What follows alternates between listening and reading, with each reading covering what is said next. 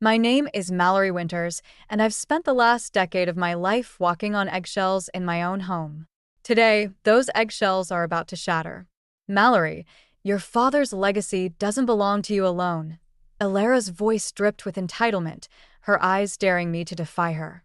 My mother-in-law stood in the doorway of my kitchen, her perfectly manicured nails tapping an impatient rhythm on the doorframe. I gripped the edge of the counter, willing myself to stay calm. Alara, we've been through this. My father's estate is not up for discussion. Don't be selfish, dear, she cooed, her saccharine tone barely masking her irritation. Gideon is your husband. What's yours is his, and what's his is mine. The absurdity of her statement almost made me laugh. Almost. That's not how it works, and you know it. Mallory. Gideon's voice called from the living room. Is everything okay? I closed my eyes, silently praying for strength. Everything's fine, honey. Your mother and I are just chatting. Alara's lips curled into a triumphant smirk. Yes, Gideon, darling. We're having a lovely conversation about family loyalty. I bit my tongue, tasting blood. Family loyalty. As if Alara knew the meaning of the word. Look, I said, keeping my voice low, I understand you're concerned about Gideon's business. But my father's money was never meant to be a crutch for this family. Alara's eyes narrowed. Your father supported this household for years. Are you saying you're too good for his help now? No, I'm saying dash. The shrill ring of my cell phone cut through the tension. I glanced at the caller ID. Dad's lawyer. I need to take this, I said, brushing past Alara. Her hand shot out, gripping my arm. This conversation isn't over, Mallory. I yanked my arm free, my patience finally snapping. Yes, it is. Stepping onto the back porch, I answered the call. Hello. Mrs. Winters? This is Charles Blackwood, your father's attorney. I'm calling about Raymond's will. My heart clenched. It had been 3 months since Dad's passing, and the wound still felt fresh. Yes, Mr. Blackwood. What can I do for you? There's been a development. Your father left some unexpected instructions. I think it's best if we meet in person to discuss the details. I frowned, confusion and curiosity warring within me. Of course. When? Tomorrow afternoon, if possible. My office, 2 p.m. I'll be there, I promised, my mind racing. As I ended the call, I turned to find Gideon standing in the doorway, his brow furrowed with concern. Everything okay, Mal? You look pale. I forced a smile, guilt gnawing at me for the relief I felt at his presence. Just some stuff about Dad's will. Nothing to worry about. He nodded, clearly unconvinced but unwilling to push. Mom's asking about dinner plans. Should I tell her we're eating out? The thought of spending an entire meal with Alara made my stomach churn. Actually, I'm not feeling great. Why don't you two go ahead without me? Gideon's face fell, and I hated myself a little for the lie. But I needed space, time to think. If you're sure, he said, leaning in to kiss my cheek. Feel better, okay? As he turned to leave, I caught a whiff of unfamiliar perfume on his collar. My heart sank, another piece of my world threatening to crumble. I watched him go, the weight of unspoken words and mounting secrets pressing down on me. Tomorrow's meeting with the lawyer loomed large in my mind, a beacon of what? Hope? Change? One thing was certain. Something had to give. And soon. The law office of Blackwood and Associates felt cold and impersonal, much like the news I was about to receive. I smoothed my skirt, trying to quell the nervous energy coursing through me. Mrs. Winters. Charles Blackwood greeted me, his tone somber. Please have a seat. I perched on the edge of the leather chair, my hands clasped tightly in my lap. Mr. Blackwood, what's this about? Has something changed with my father's will? He cleared his throat, shuffling papers on his desk. Your father, Raymond, was a complex man, Mrs. Winters. He had unconventional ideas about legacy. My heart raced. What do you mean? Your father has left you a substantial inheritance, he said, sliding a document across the desk, including a sum of $5 million and the deed to his historic family home on Maple Street. I stared at the paper, my vision blurring. $5 million? The house? But why? Blackwood's eyes softened. Raymond was proud of you, Mallory. He wanted to ensure your independence and happiness. A lump formed in my throat. Dad had always been my silent supporter. But this was beyond anything I'd imagined. There's more, Blackwood continued. The inheritance comes with a condition. The money and property are to be used at your sole discretion. No one else can make decisions regarding these assets. The implication hit me like a tidal wave. Dad had known. He'd seen the dynamics in my marriage, the constant pressure from Alara. This was his way of giving me an out. Thank you, I managed to whisper, gathering the papers with trembling hands. As I left the office, my phone buzzed incessantly. Alara. Of course. I answered, bracing myself. Hello. Well, Alara's voice crackled through the speaker. What did the lawyer say? How much did Raymond leave us? The old me would have stumbled, made excuses. But something had shifted. There is no us in this situation, Alara. The inheritance is mine. Don't be ridiculous, she snapped. You know Gideon's business needs capital. This is our chance to dash. No. I cut her off, surprising myself with my firmness. This is my father's legacy, and I'll honor it as I see fit. You ungrateful little dash. I ended the call, a strange mix of terror and exhilaration flooding my veins. When I arrived home, Gideon was waiting, his face a mask of concern. Mal, what's going on? Mom's on the warpath. I took a deep breath, steeling myself. We need to talk, Gideon. About the inheritance, about us, about everything. His brow furrowed. What do you mean? Your mother wants to use my father's money for your business, I said, watching his reaction carefully. Is that what you want too? Gideon's eyes darted away, guilt written across his features. Mal, you know how tight things have been. This could be our chance to turn everything around. Our chance? I echoed, the words tasting bitter. Or your mother's chance to sink her claws deeper into our lives? That's not fair, he protested weakly. Isn't it?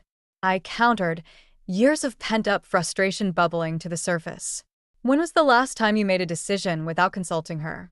When was the last time you stood up for me? Gideon's face crumpled. I don't know what you want from me, Mal. I want a partner, I said, my voice breaking. Not someone who lets his mother dictate our lives. A heavy silence fell between us, filled with unspoken truths and shattered illusions. What are you going to do? Gideon finally asked, his voice small. I squared my shoulders, feeling a newfound strength coursing through me. I'm going to honor my father's wishes. I'm going to use this inheritance to build something meaningful. And I'm going to do it on my own terms. As the words left my mouth, I realized this wasn't just about the money or the house. This was my breaking point, the moment I chose myself over the suffocating expectations that had defined my life for so long. Gideon's face fell, realization dawning in his eyes. Mal, please. We can work this out. But I was already moving, gathering my keys and jacket. I need some time, Gideon. To think, to breathe. As I walked out the door, I felt the weight of years lifting from my shoulders. The road ahead was uncertain, but for the first time in a long time, it felt like my own. The days following my confrontation with Gideon blurred together in a haze of tense silences and avoided glances. Our home, once a sanctuary, now felt like a battlefield where every word was a potential landmine. One morning, I found Gideon hunched over his laptop at the kitchen table, dark circles under his eyes. Another late night? I asked, trying to keep my tone neutral. He barely looked up. Mom's been helping me strategize for the business. We think we've found a way to turn things around. The casual mention of Alara sent a familiar surge of frustration through me. And what does the strategy involve? Gideon hesitated, his fingers drumming nervously on the table. Well, we were thinking, maybe we could use some of your inheritance as an investment.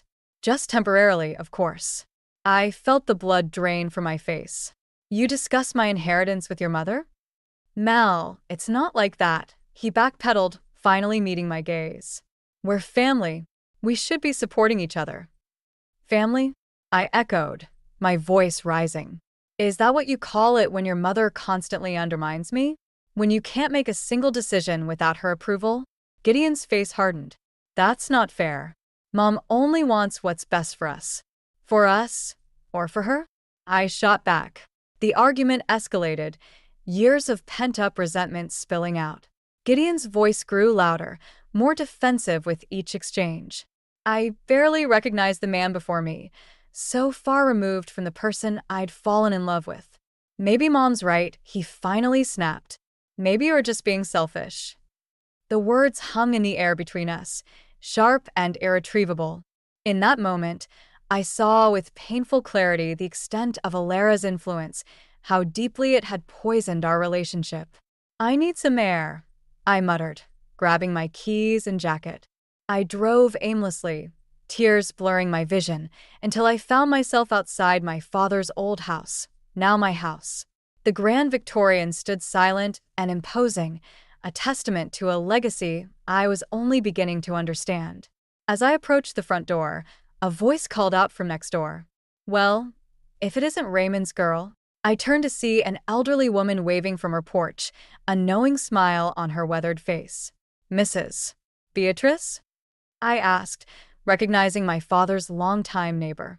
The one and only, she chuckled. Come on over, dear. You look like you could use a cup of tea and a friendly ear. Grateful for the distraction, I joined Mrs. Beatrice on her porch.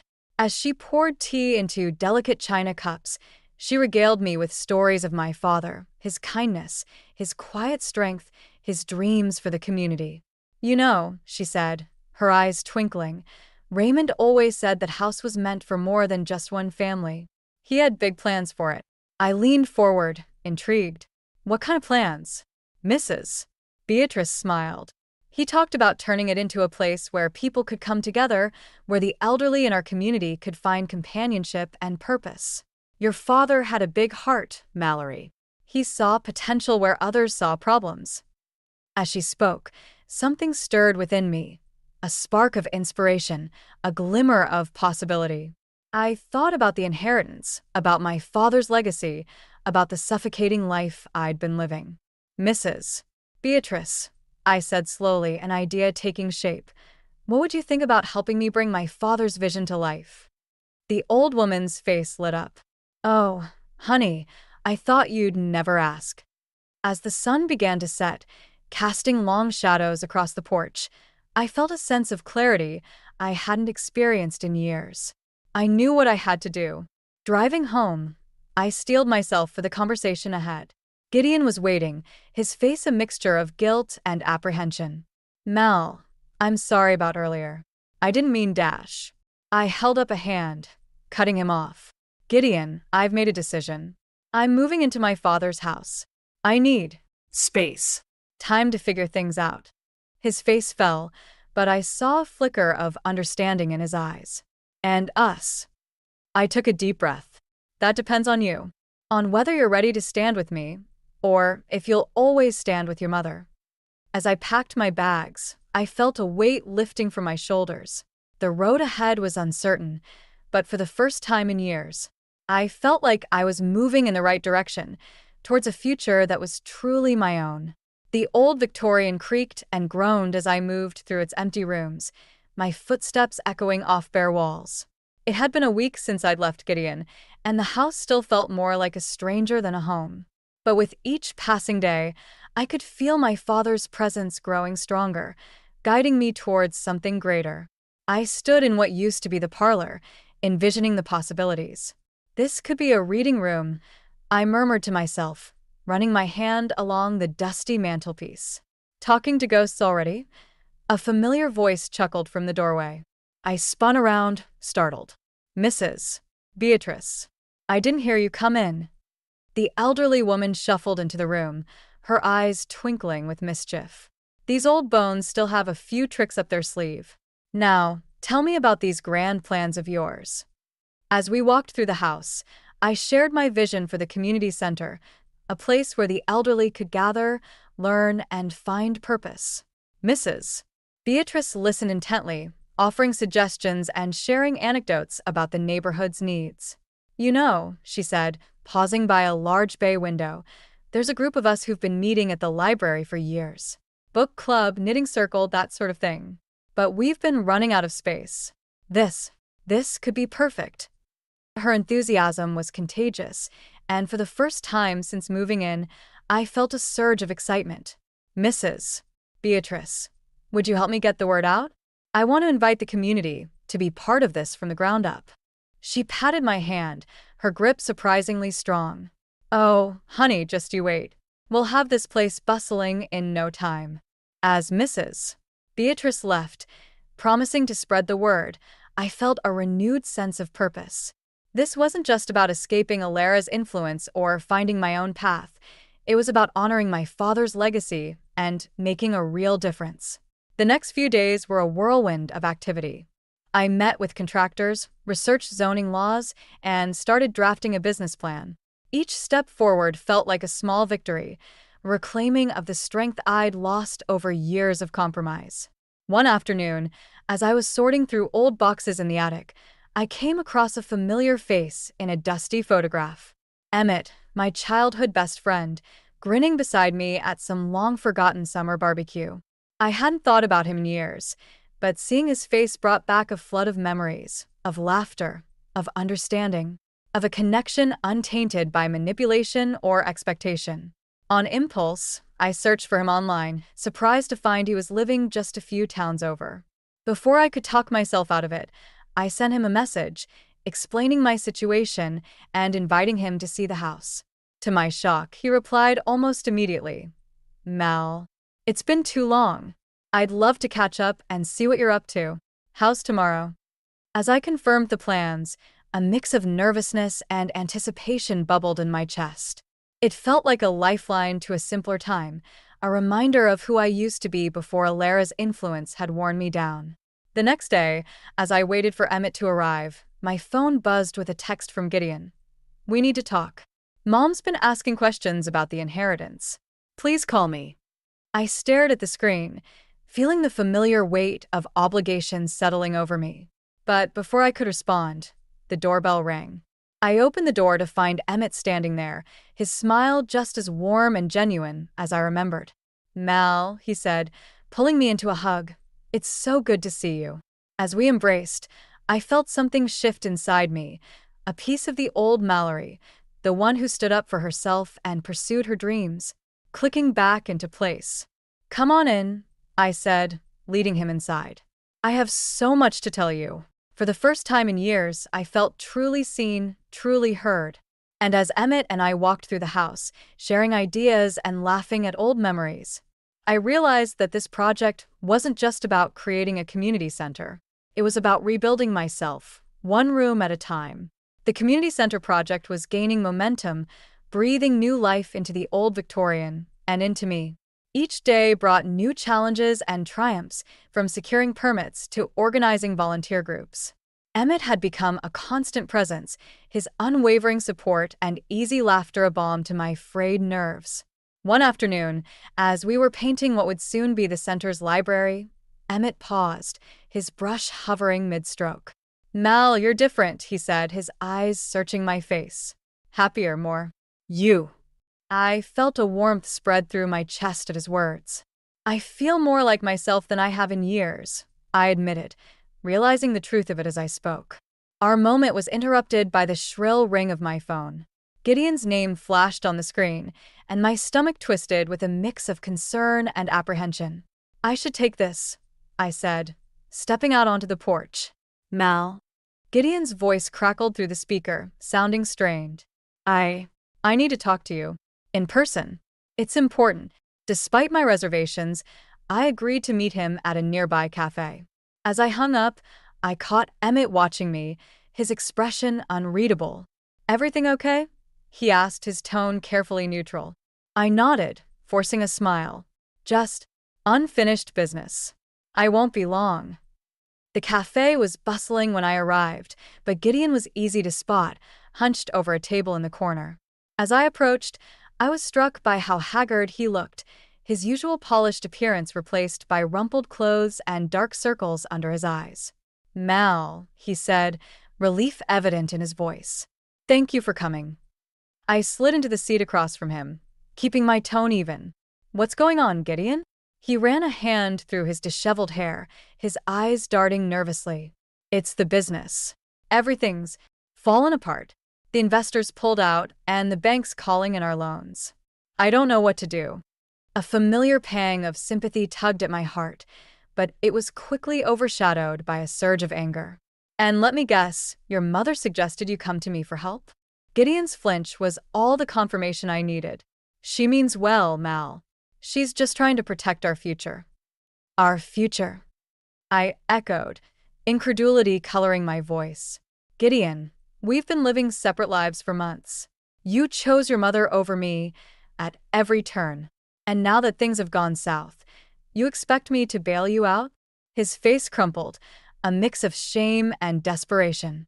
"I know I've made mistakes, but Mal, we built this life together. Doesn't that count for something?" For a moment, I was tempted. The old Mallory, the one who bent over backwards to keep the peace, whispered that I should help him. But as I looked at Gideon, really looked at him, I saw the years of compromise, of putting my own dreams on hold for his ambitions and his mother's machinations. "I'm sorry, Gideon," I said, my voice soft but firm. "But I can't be your safety net anymore. I have my own life to build now." His expression hardened, a flash of his mother's manipulative nature shining through. "So that's it? You're just going to abandon me? After everything we've been through?" I stood, gathering my resolve. "I'm not abandoning you, Gideon. I'm choosing myself. Maybe it's time you did the same." As I walked away, I felt a weight lifting from my shoulders. It was a bittersweet victory, tinged with the ache of what could have been. But with each step, I felt stronger, more certain of my path. When I returned to the Victorian, Emmett was waiting on the porch, concern etched on his face. "How'd it go?" he asked gently. I took a deep breath, feeling the last vestiges of my old life falling away. "It went exactly as it needed to," I said, surprising myself with the steadiness in my voice. Emmett nodded, understanding in his eyes. "What do you need?" I looked at the half-painted walls, the piles of donated books waiting to be shelved, the plans for a garden that would bring color and life to the community. "I need to finish what I started," I said, a newfound determination coursing through me. As we walked back into the house, I felt a shift, not just in my relationship with Gideon, but in my relationship with myself. For the first time in years, I was standing on my own 2 feet, ready to face whatever challenges lay ahead. The community center was no longer just a project. It was a testament to my resilience, a symbol of the woman I was becoming. And as I picked up my paintbrush, I knew that this was only the beginning. The grand opening of the community center was just days away, and the old Victorian buzzed with activity. Volunteers scurried about, hanging curtains and arranging furniture, while Mrs. Beatrice directed operations like a seasoned general. I stood in the midst of it all, a surge of pride warming my chest. "Mallory, dear," Mrs. Beatrice called, waving me over. "The local paper wants to do a feature on the center. Isn't that wonderful?" I nodded, excitement mingling with a twinge of apprehension. Publicity meant exposure, and exposure meant my phone buzzed, as if on cue. An unknown number. "Hello," I answered cautiously. "Is this Mallory Winters?" a gruff voice asked. "I'm calling from the city planning office. We've received some concerning reports about your property." My stomach dropped. Concerning reports? What kind of reports? Zoning violations, safety hazards. "We'll need to conduct an immediate inspection before you can open to the public." As the caller rattled off a list of alleged infractions, my mind raced. None of this made sense. We'd meticulously followed every regulation, obtained every permit. "Unless—" "I understand," I said, forcing calm into my voice. "When can we expect the inspector?" "Tomorrow morning, 9 a.m. sharp." I hung up, my hands shaking. This had Alara written all over it. "Mal." Emmett's concerned voice cut through my spiraling thoughts. "What's wrong?" I filled him in, watching his expression darken. "That manipulative witch," he muttered. "She won't stop until she's destroyed everything you've built." "Not everything," I said, a steely resolve settling over me. Not this time.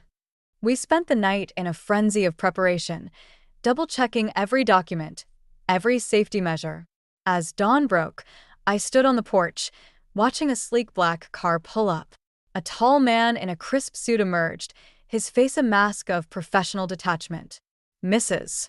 Winters? I'm here for the inspection. I led him through the house, answering his questions with calm precision. But as we reached the second floor, a commotion erupted from outside. You can't do this. Alara's shrill voice carried through the open window. That house belongs to my son. My heart raced as I hurried downstairs, the inspector close behind. Outside, Alara stood toe-to-toe with Mrs. Beatrice, a small crowd of neighbors gathering to watch. Your son, Mrs. Beatrice scoffed. Honey, this house belongs to Mallory, and she's doing more good with it than your family ever did. Alara's face contorted with rage. You don't know anything. This community center is a sham. It's unsafe, it's illegal, and I won't stand by while dash. While what, Alara? I interrupted, stepping onto the porch. While I use my inheritance the way my father intended, while I build something that actually helps people. She whirled on me, eyes flashing. You ungrateful little dash. That's enough. The inspector's authoritative voice cut through the tension. He turned to me, his expression softening slightly. Mrs. Winters, I've seen enough. Your center not only meets but exceeds all safety and zoning requirements. You're clear to open as scheduled.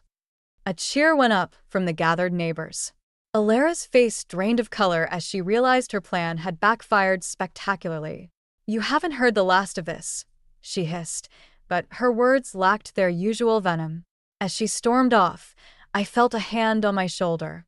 Emmett stood beside me, a mixture of pride and concern in his eyes. You okay? I took a deep breath, surveying the scene before me.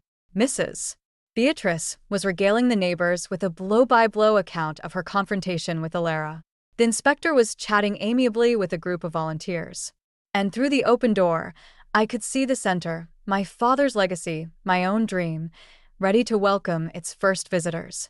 You know what? I said, a smile spreading across my face. I'm better than okay. I'm free. As the crowd dispersed and we headed back inside to finish preparations, I felt a shift in the air. Alara's desperate attempt to sabotage the center had only strengthened my resolve and united the community behind me. The grand opening was no longer just a celebration of the center. It was a declaration of independence, a testament to the power of choosing oneself. And as I looked at Emmett, at Mrs. Beatrice, at all the people who had rallied around this project, I knew that whatever challenges lay ahead, I wouldn't face them alone. The reckoning had come, and I had emerged stronger for it. Now it was time to build the future, on my terms. The grand opening of the community center was a resounding success. Laughter and chatter filled the once empty rooms, elderly residents exploring their new haven with gleaming eyes. As I watched Mrs. Beatrice lead a lively tour group, pride swelled in my chest. This was everything my father had dreamed of, everything I had fought for. Mallory. A familiar voice cut through the joyous din. I turned to see Gideon standing in the doorway, looking lost and out of place. Gideon, I said, surprise coloring my tone. I didn't expect to see you here. He shifted uncomfortably, his eyes darting around the room. Can we talk? Privately? Nodding, I led him to the small office I'd set up in the back of the house. As I closed the door behind us, the muffled sounds of the celebration faded away, leaving a heavy silence. What is it, Gideon? I asked, crossing my arms. He took a deep breath, running a hand through his disheveled hair. I've left my mother's house. I've been thinking a lot about everything that's happened, about the choices I've made. My heart quickened, a mix of hope and wariness coursing through me. And I realize now how wrong I've been, he said, his voice cracking. How I let my mother control me, control us. I'm so sorry, Mal. For everything. Before I could respond, the door burst open. Alara stormed in, her face contorted with rage. There you are, she spat at Gideon. How dare you abandon me like this? After everything I've done for you? Gideon flinched, but stood his ground. Mother, please. This has to stop. You can't keep manipulating us like this. Alara's eyes narrowed, her gaze shifting between Gideon and me. Us? There is no us anymore. She left you, remember? She chose this ridiculous project over her own family. No, Mother, Gideon said, his voice growing stronger. You drove her away. You've been driving everyone away for years with your schemes and your control. I watched in stunned silence as Gideon, for the first time in our marriage, stood up to his mother. Alara's face paled, her carefully constructed facade crumbling. How can you say that? She whispered, her voice trembling. Everything I've done for you. No, Gideon countered, shaking his head. You did it for yourself. To keep me dependent on you, to keep Mallory under your thumb. But it ends now. Alara's eyes flashed dangerously. You ungrateful child. I gave you everything.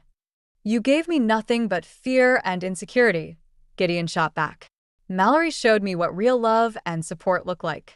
She built this place, helped all these people, while you were busy tearing everything down. As mother and son faced off, years of resentment and manipulation bubbling to the surface, I felt a strange sense of calm wash over me. This was the confrontation we'd been hurtling towards for years, the moment of truth that would define our futures.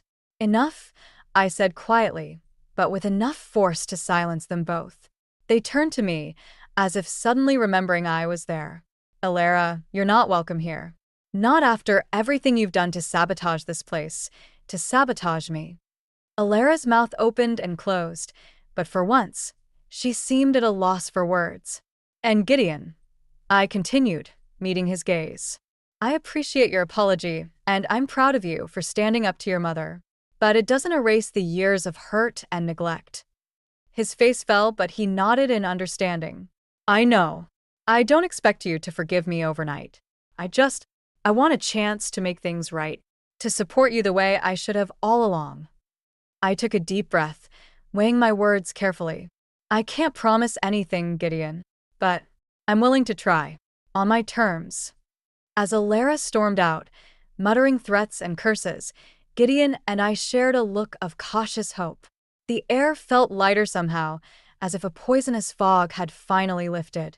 Outside the office, the sounds of laughter and conversation reminded me of the new life I'd built, the community I'd fostered. Whatever happened with Gideon, whatever challenges lay ahead, I knew I had the strength to face them. For the first time in years, the future felt wide open, full of possibility. And I was ready to embrace it on my own terms. 6 months had passed since the confrontation with Alara, and the community center had blossomed beyond my wildest dreams. The once empty rooms now buzzed with activity, art classes, book clubs, and lively discussions filling every corner of the old Victorian. As I walked through the garden, where residents tended to raised beds bursting with vegetables and flowers, I caught sight of Mrs. Beatrice leading a Tai Chi class on the lawn. Her movements were slow but graceful, a far cry from the frail woman I'd first met. Looking good, Mrs. B. I called out, earning a wink and a wave from the spirited octogenarian. All thanks to you, dear, she replied, not missing a beat in her routine. This place has given us all a new lease on life. I smiled, warmth spreading through my chest. This was my father's legacy, realized in ways I never could have imagined. As I made my way back inside, I spotted Gideon chatting with a group of veterans in the common room. Over the past months, he'd become a regular volunteer, slowly rebuilding trust and finding his own place in this community we'd created. Our relationship was different now, no longer husband and wife, but partners in a shared vision. It wasn't always easy, but it was honest in a way it had never been before. Emmett's voice pulled me from my thoughts. He jogged up, a mischievous glint in his eye. You'll never guess who just called. Who? The mayor's office. They want to use our center as a model for a citywide program. They're talking about funding, expansion, the works. I gasped, my mind reeling with the possibilities. Emmett, that's incredible. We could help so many more people, create a real change in the community. He grinned, pulling me into a tight hug. We already have, Mal. You already have. As we broke apart, I caught the softness in his gaze, the unspoken something that had been growing between us. It was new and fragile, but filled with promise, much like the life I'd built for myself. Later that evening, as the sun dipped low on the horizon, I found myself alone in my father's old study. The room had become my sanctuary, a place to reflect and recharge. I ran my fingers along the spines of his books, pausing at a worn copy of his favorite poem. As I pulled it from the shelf, a folded piece of paper fluttered to the floor. With trembling hands, I unfolded it, recognizing my father's handwriting immediately. My dearest Mallory, if you're reading this, it means you've found your way back to yourself. I always knew you had the strength to break free from the chains that bound you, whether they were of your own making or placed upon you by others. This house, this legacy, was never meant to be a burden. It was a gift, a chance for you to discover your own power and purpose. I see now that you've done just that, in ways more beautiful than I could have imagined. Remember, my darling girl, that true strength lies not in standing alone, but in lifting others up alongside you. You've created a community, a family bound not by blood, but by shared dreams and compassion. I am so proud of you, Mallory. Not for what you've built, but for who you've become. All my love, Dad. Tears streamed down my face as I clutched the letter to my chest. In that moment, I felt my father's presence more strongly than I had since his passing. A soft knock at the door pulled me back to the present. Emmett stood in the doorway, concern etched on his face. Everything okay? I nodded, wiping my eyes and managing a watery smile. Better than okay. I finally understand what all of this was meant to be.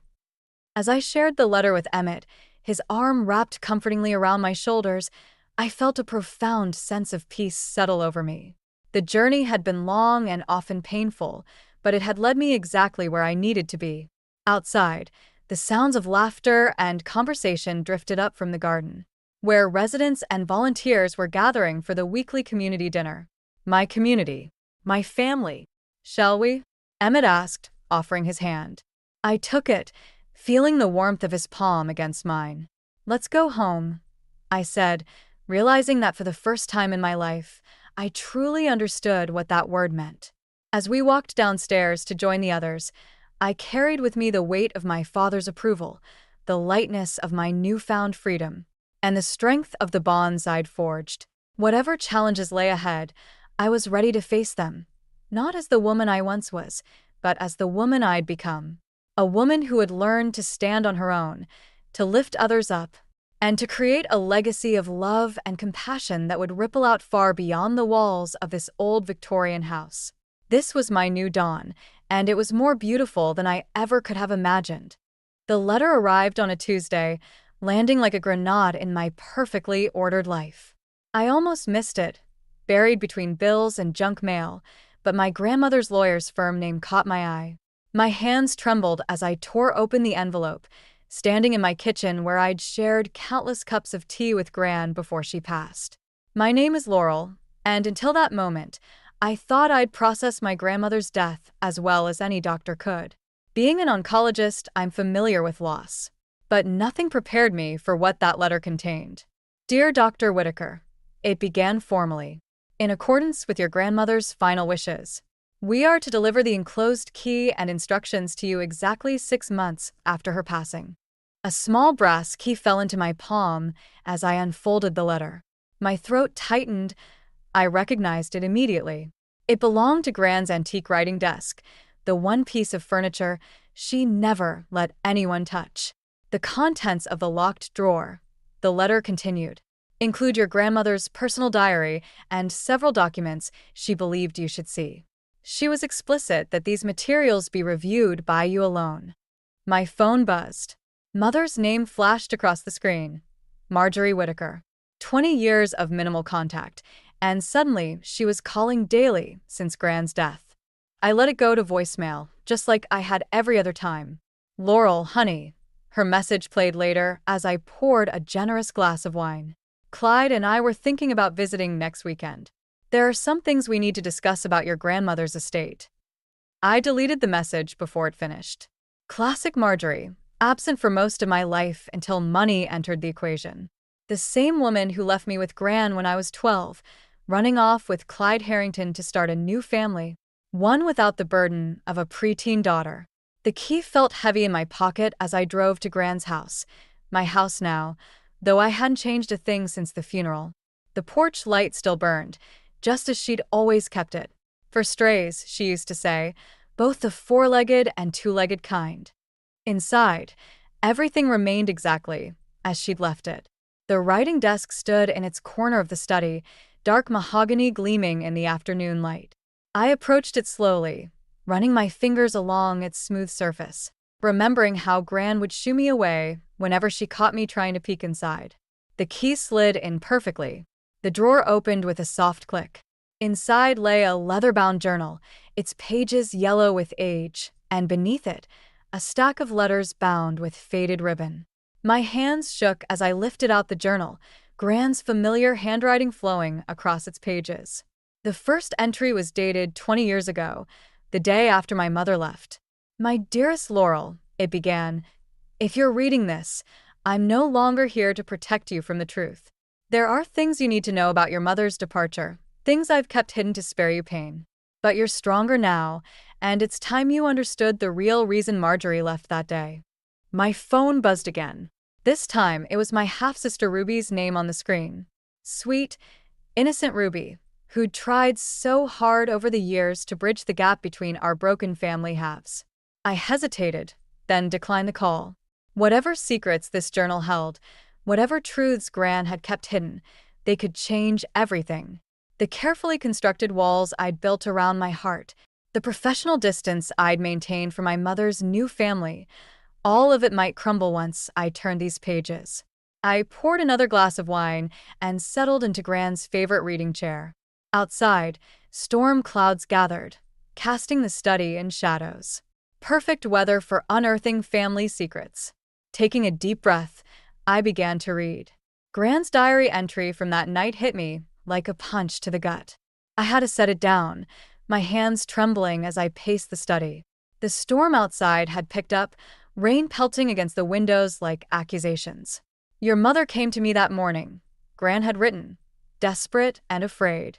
She said Clyde had given her an ultimatum: leave with him that day, or he'd ensure she never saw a penny of his family's money again. But there was more to it than that.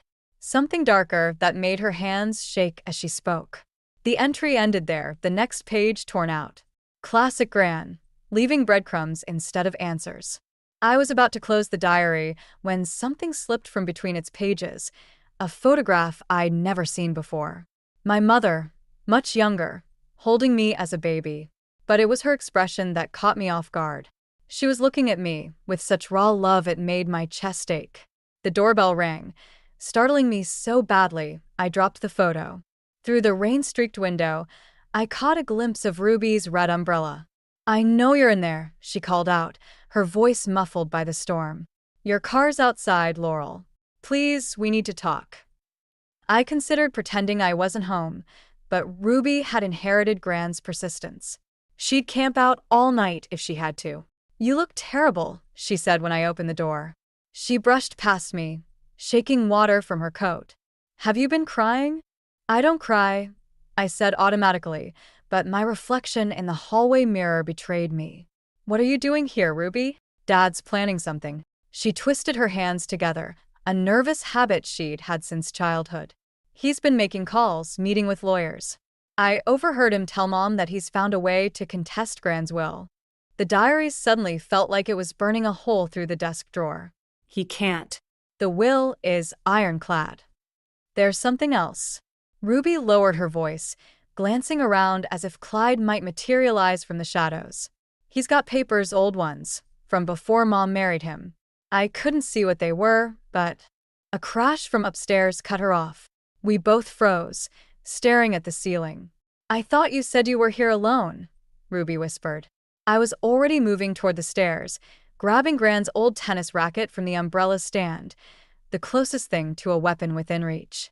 Ruby followed close behind, her phone's flashlight beam bouncing off the walls. The noise had come from Gran's bedroom.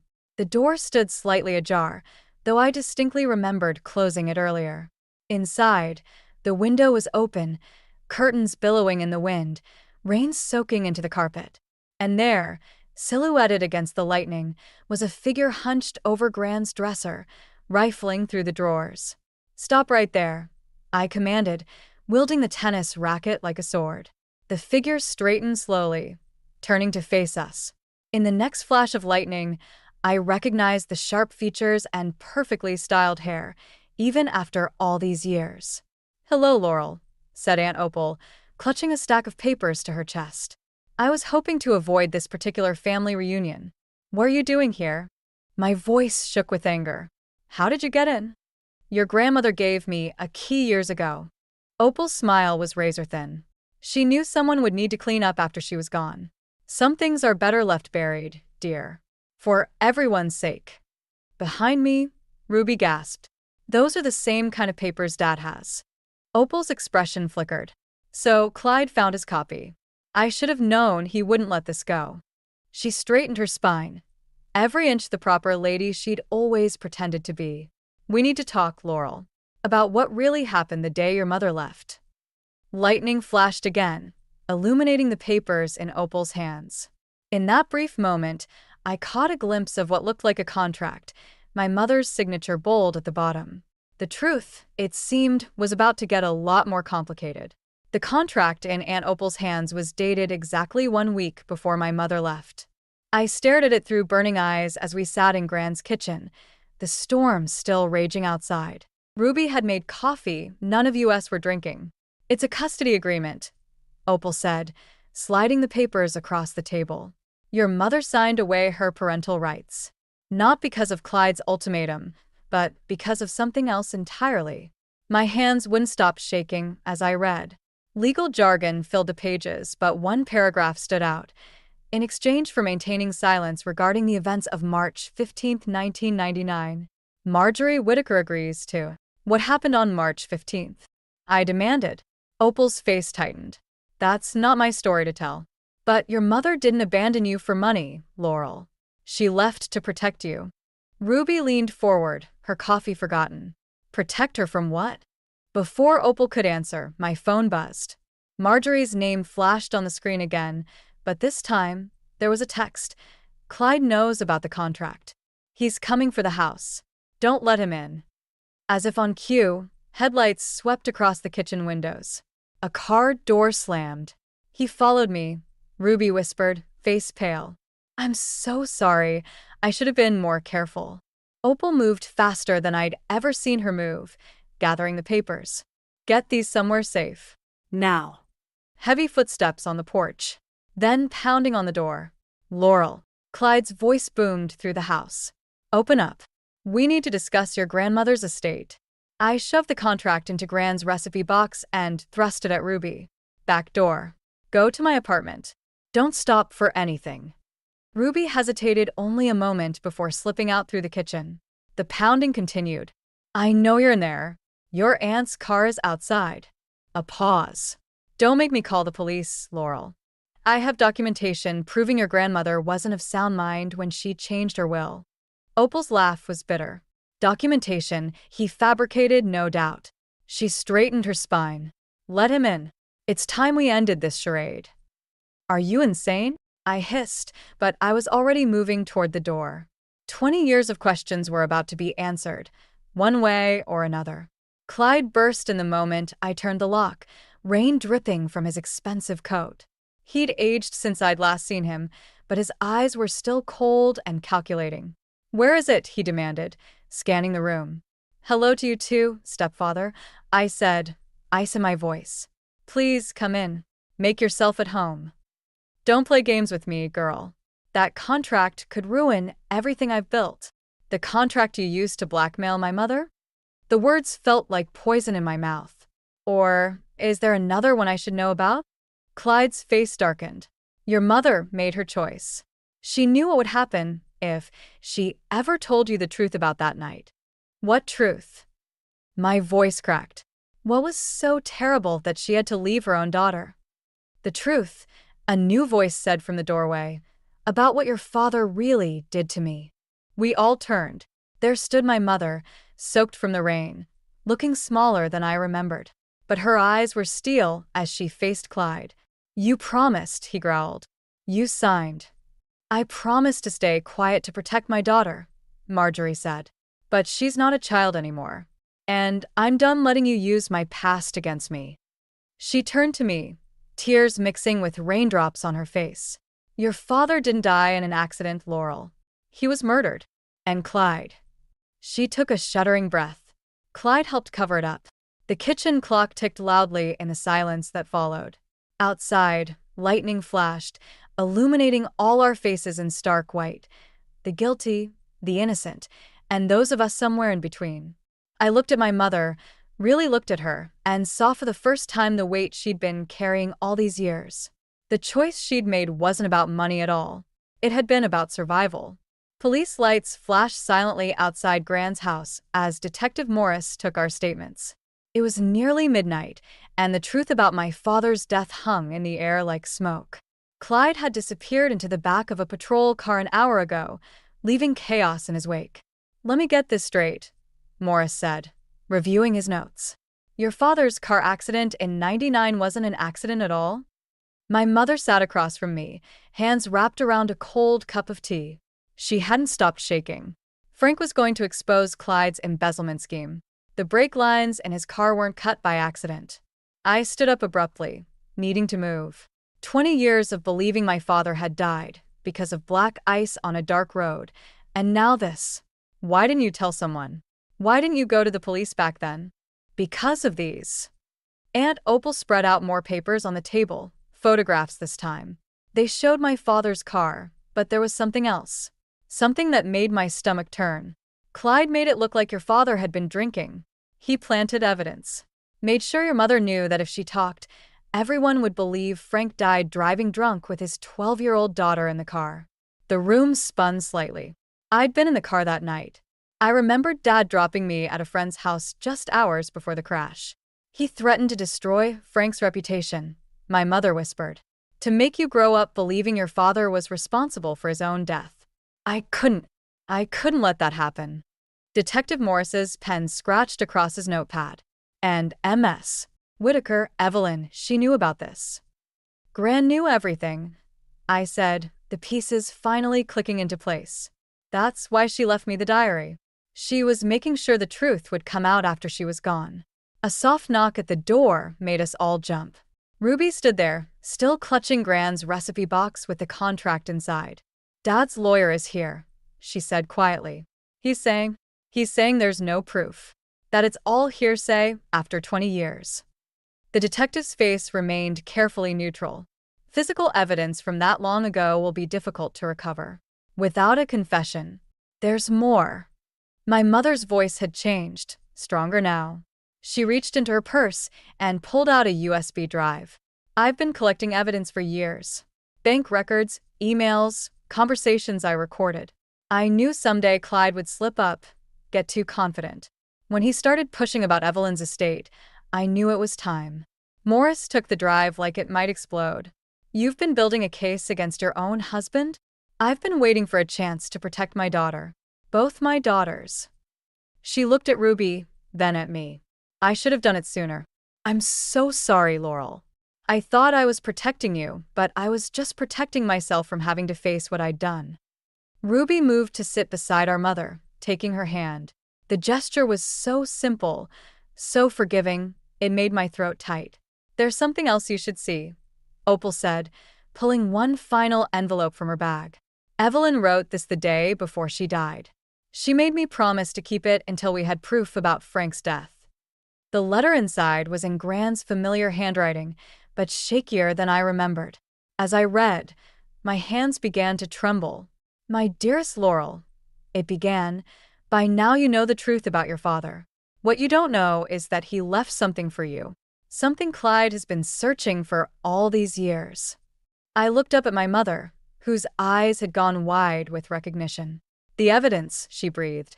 The original evidence of Clyde's embezzlement. Frank hid it somewhere in this house before he died.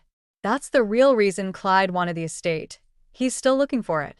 Detective Morris was already reaching for his radio. We need to get a forensics team in here. Now. Outside, more police cars were arriving. But I barely noticed. I was already moving toward Grand's study, my mind racing. If Dad had hidden something in this house 20 years ago, there was only one place he would have put it. The same place I used to hide my own secrets as a child, behind the loose brick in the study fireplace. The loose brick slid out easily, as if it had been waiting all these years for my touch. Inside was a dusty manila envelope, sealed with my father's familiar scrawl across the front. For my Laurel, when the time is right. Did you find something? Detective Morris called from the doorway. Before I could answer, Ruby's scream pierced the air. He's out. Dad's out on bail. My mother appeared behind Morris, face ashen. That's impossible. The evidence. His family's lawyers moved fast, Morris said grimly. We need to get that envelope into evidence now. I clutched the package to my chest, my father's last message to me. I need 5 minutes with this first. Laurel. My mother stepped forward. We don't have time. 5 minutes, I repeated, my voice sharp enough to make her flinch. You've had 20 years to process this. I need 5 minutes. I locked myself in Grand's bathroom, hands shaking as I opened the envelope. Inside were bank statements, photographs, and a letter. But what caught my eye was a small key card with a bank logo and safety deposit box number. My phone buzzed. Unknown number. Hello, Laurel. Clyde's voice was eerily calm. I believe you have something that belongs to me. Nothing here belongs to you. No? Ask your mother about December 12, 1998. Ask her what really happened to those missing funds before your father started investigating me. The bathroom door rattled. Laurel? It was Ruby. Dad's car just pulled up outside. I stared at the documents in my hands. December 12, 1998. There it was, a transfer record with my mother's signature. She was in on it, I whispered. At the beginning. Smart girl, Clyde said. Your mother helped me set up those accounts. She only turned on me when your father found out. She's not the victim she pretends to be. The front door slammed downstairs. Heavy footsteps. I'm coming up, Clyde called out. Let's handle this like family. I cracked open the bathroom door. Ruby stood there, tears streaming down her face. Mom's gone. She just ran out the back door. Of course, she had. Running was what she did best. Get these to Morris. I shoved the envelope at Ruby. Go out the window, down the trellis like we used to. Don't stop for anything. What about you? I pulled Grand's diary from my pocket. I need answers first. Laurel? Clyde's voice was closer now. Let's talk about a deal. Ruby squeezed my hand before disappearing through the window. I walked out to face my stepfather, Grand's diary held tight against my chest. He stood at the top of the stairs, still in his expensive suit despite the late hour. Where are the documents? Gone. Like your leverage over my mother. His smile didn't reach his eyes. You really think she's worth protecting? After everything she's done? I'm not protecting her. The diary's spine crackled under my grip. I'm finishing what my father started. Your father was a fool who didn't understand business. My father, I said quietly, taught me where to hide things. Want to know what else he taught me? Clyde took a step forward. Don't play games. He taught me that the truth always comes out. December 12th, 1998. I know Mom helped you. But I also know from Grand's diary that she tried to stop you once she realized what you were really doing. That's why you needed her gone, why you threatened her with my father's reputation. His face darkened. You have no proof. I have Grand's diary. I have Ruby's testimony about your threats. And I have. I pulled out my phone, showing him the recording icon. Your confession from downstairs earlier. The police may have let you go, but they're going to love hearing this. Clyde lunged forward just as Detective Morris appeared behind him, gun drawn. That's enough, Morris said. Hands where I can see them. As they led Clyde away again, I saw my mother standing in the garden, watching through tears. She took a step toward the house, but I turned away. Some betrayals cut too deep for second chances. Or so I thought. 3 days after Clyde's arrest, I found myself sitting in the safety deposit box vault, staring at the contents of box 2317. My father's final evidence lay scattered before me: photos, ledgers, and a videotape labeled insurance. But it was the handwritten confession that made my hands shake. My mother's confession, dated the day before my father died. The bank manager cleared his throat. "Dr. Whitaker, your sister's here." Ruby looked exhausted as she slid into the chair beside me. "Mom's asking for you. She's not doing well." "She's doing exactly what she's always done," I said, spreading out the confession. "Running, hiding, lying." She tried to make it right. Ruby's voice cracked. "That confession proves it. She was going to turn herself in, turn Dad in too. And Dad died before she could." The words tasted bitter. How convenient. The police found something else. Ruby pulled out her phone, showing me a video. Security footage from the bank, dated December 12, 1998. My mother, younger and terrified, standing at a teller window while Clyde loomed behind her, his hand gripping her arm, hidden from the teller's view. "She was his victim too," Ruby whispered. I shoved back from the table. Don't make excuses for her. She had choices." "Like what? Let him kill Dad sooner? Let him come after you." Ruby's voice rose. "You read Gran's diary. You know what Clyde was capable of." The diary. I'd been avoiding its final pages, afraid of what else I might learn. Afraid Gran's last words might force me to forgive when all I wanted was justice. My phone buzzed. Detective Morris. Clyde made bail again. Higher-ups intervening. Watch your back. Ruby read the message over my shoulder. "He'll come for the evidence. For all of us. Let him try." I gathered the documents, but Ruby grabbed my wrist. "You sound just like Dad did." Her words hit like a slap. All righteous anger and no self-preservation. Look where that got him. What do you expect me to do? Forgive and forget? I expect you to survive. Ruby's eyes filled with tears. Mom's in the hospital because she finally stood up to him. She took pills, Laurel. They're saying she might not make it. The world tilted sideways. What? She left a note. For you. Ruby pulled out an envelope, hospital letterhead visible through the thin paper. She said if anything happened to her, you'd find the rest of Dad's evidence in her old music box. The one she left behind when she abandoned me. I stared at the envelope, remembering that music box. The one that played Beethoven's Moonlight Sonata. The one I'd smashed against the wall the day after she left. Oh God. The realization hit like ice water. The pieces. I threw them away. What pieces? The music box. I destroyed it. My legs gave out, and I sank into the chair. If there was evidence inside. Ruby's phone rang. Her face went pale as she listened. We have to go. Now. Dad's been to the house. He's torn it apart looking for something, and now he's heading to the hospital. To Mom. I looked down at the confession in my hands. 20 years of anger and betrayal warred with the image of my mother, young and frightened, Clyde's hand leaving bruises on her arm. If we lose her, Ruby's voice broke. If he gets to her before she wakes up, we'll never know the whole truth. The truth. I'd been so focused on exposing it, on finally understanding why my family had shattered, that I hadn't considered the cost.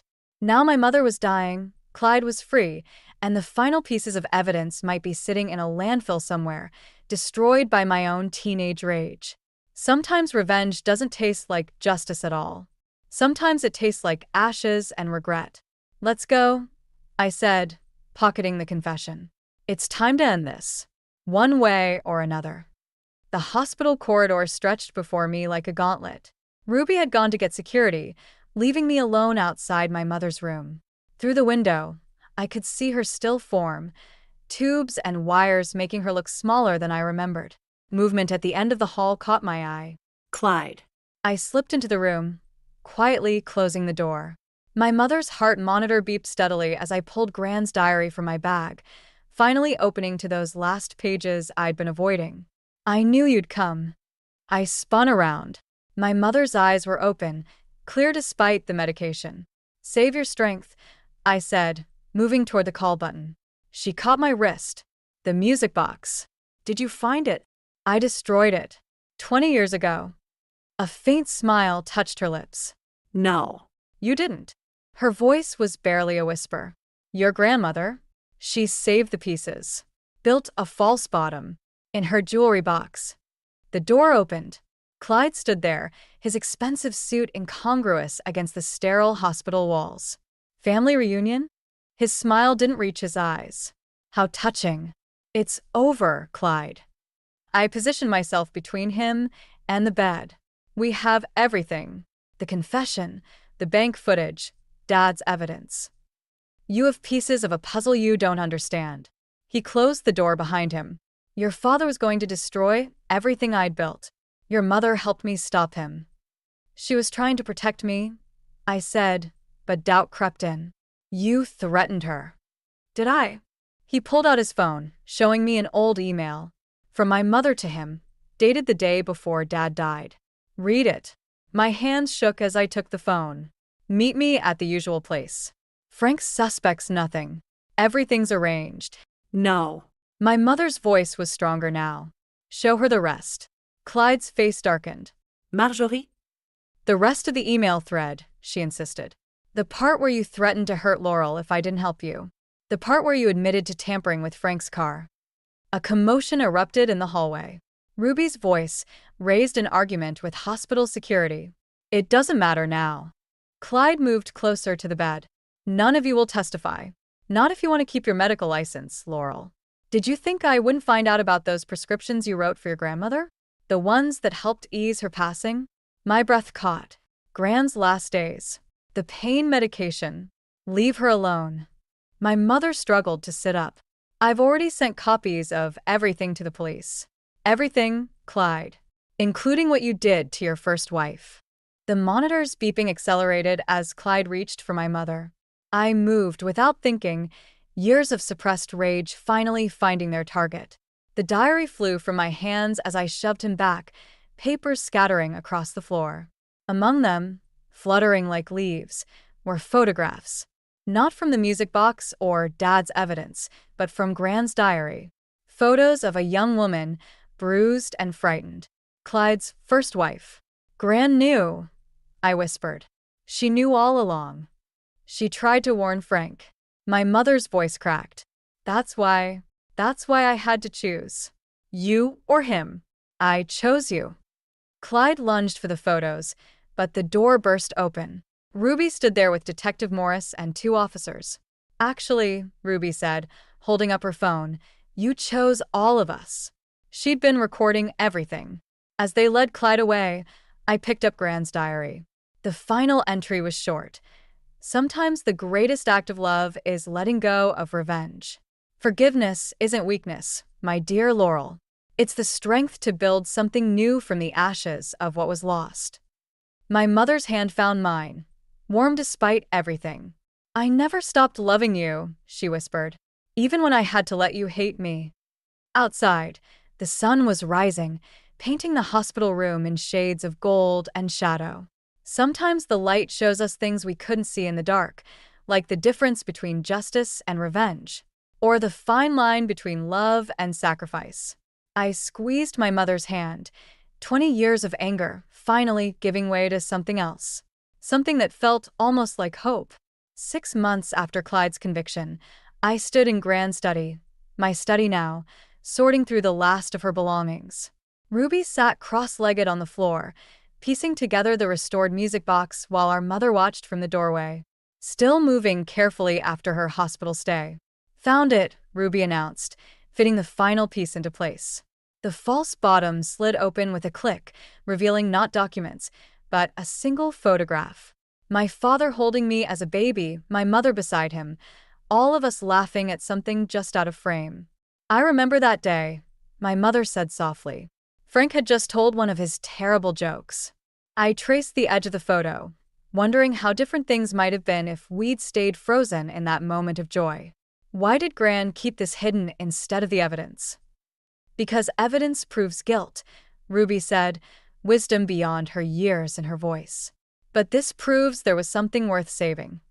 The doorbell rang. Aunt Opal stood on the porch, clutching a familiar leather-bound book. "Found this while packing up my place," she said, holding out another of Gran's diaries. "It's from before. Everything. When your parents first met." I took the diary, but didn't open it. Some stories didn't need to be excavated. Some truths could rest in peace. "I'm selling the house," I announced suddenly. 3 pairs of eyes turned to me in surprise. "But it's your home," my mother protested. "Everything you fought to protect was never about the house." I moved to the window, watching shadows stretch across Gran's garden. It was about understanding why. Why you left, why Dad died, why Gran kept so many secrets. But understanding doesn't mean we have to live in the shadow of those choices forever. Ruby stood, brushing dust from her jeans. "Where will you go?" "There's a practice opening up near the coast. They need an oncologist." I turned back to my family, this patchwork of broken pieces we were slowly fitting back together. "It's only an hour away. Close enough for Sunday dinners, far enough to start fresh." My mother's hands trembled as she picked up the music box. When she wound it, Moonlight Sonata filled the room, each note carrying echoes of the past. "Your grandmother wrote something else," Opal said quietly. "In that last diary. About revenge and forgiveness being 2 sides of the same coin, both ways of holding on to pain." "And what's the alternative?" I asked. Ruby answered, "Letting go." Later that night, after everyone had left, I sat in Gran's chair one last time. The study felt different now, lighter somehow. On my laptop, an email from Detective Morris waited. They'd found more of Clyde's victims, other families he'd tried to destroy. My testimony wouldn't be needed at the new trials. I closed the laptop without responding. Let someone else carry the torch of justice. My war was over. The music box sat on the desk, moonlight gleaming off its restored surface. Inside, beneath the false bottom, I'd placed a new photograph, one taken last week at Ruby's graduation. My mother and I flanking her, all of us smiling despite the years of pain between us. Or maybe because of them. Gran's final diary entry had been right. The strongest families aren't the ones that never break, but the ones that learn to rebuild from the pieces. I packed the music box carefully in my bag. Tomorrow, I'd start looking for coastal properties. Something with big windows and a garden, where shadows couldn't linger. Maybe with room for guests. As I locked up the house one last time, I thought I caught a whiff of Gran's perfume, heard the echo of her laugh. But when I turned, there was only moonlight and the soft whisper of leaves in the garden she'd loved so much. Some ghosts, I was learning, don't need to be exorcised. Some can stay, teaching us how to love better, forgive deeper, live fuller. And sometimes, the best revenge isn't revenge at all. It's building something beautiful from the ashes of what was lost. I drove away from my grandmother's house for the last time, the music box safe beside me, carrying its cargo of broken melodies and new beginnings. Mom, Kevin. One day when I returned home from school, my mom and brother Kevin, who were supposed to be at home, were nowhere to be found. Evening came and they had not returned, nor had my dad come back from his office. I touched the handle of the refrigerator and hesitated for a moment. Normally, I wouldn't even go near the fridge as my mom would scold me for wasting electricity. My stomach growled loudly, and unable to bear the hunger any longer, I opened the door. Inside, there were only condiments like ketchup and mayonnaise.